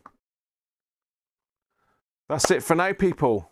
Hope you've enjoyed that tonight. As I say, was a bit of an impromptu.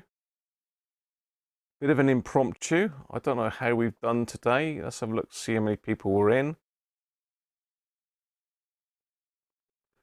Let's pause my picture-in-picture.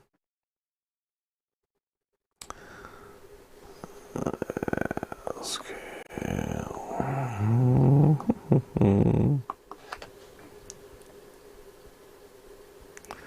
Yeah, there we go.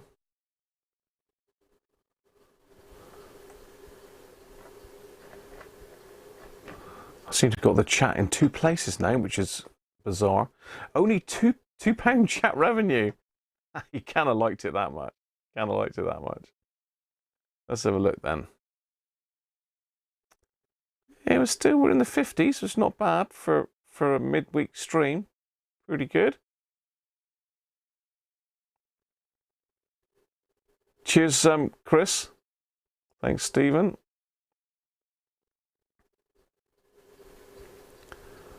Yes, I think we're peaking about 51, aren't we?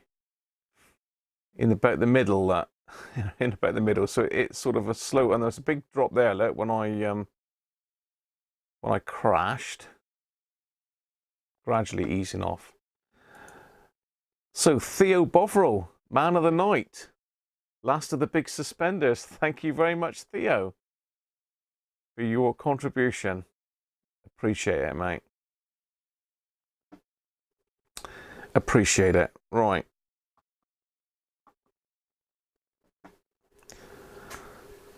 Let's get back on the chat. So, okay, who we got then?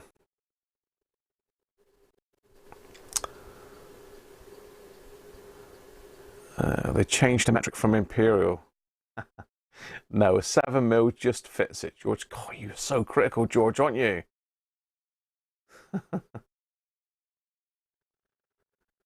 It is good bass, Doug. It does sound really good, really good. Retro Tech Ferret. Looks wider than a barn door on the dial. Yeah, it's the AFC. It's not got a separate AFC, George. It's all done on the circuit boards, and there's no AFC button on these, so it only pulls in the bigger stuff. Cheers, Sean. Good to have you on board, mate. Catch you soon. Cheers, Stephen. Chris is on his way. Cheers, Chris. Thanks, Derek. Thanks, Spanky. No tea made. No, I know. I got to get down. She's literally is on the way home now. She'll be home in probably about 15 minutes. So I need to get my ass downstairs and crack on. Teasing the dogs. Yeah, they might have had the chicken off the side, actually. David Roberts. Sorry I missed you there, David. Thanks, mate.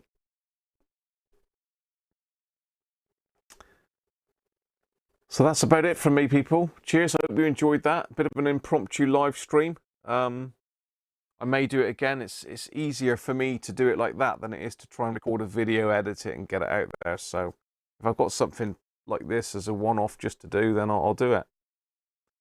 So cheers, everybody. Catch you soon. Bye for now. If I can get myself sorted, that is. Catch you soon, all.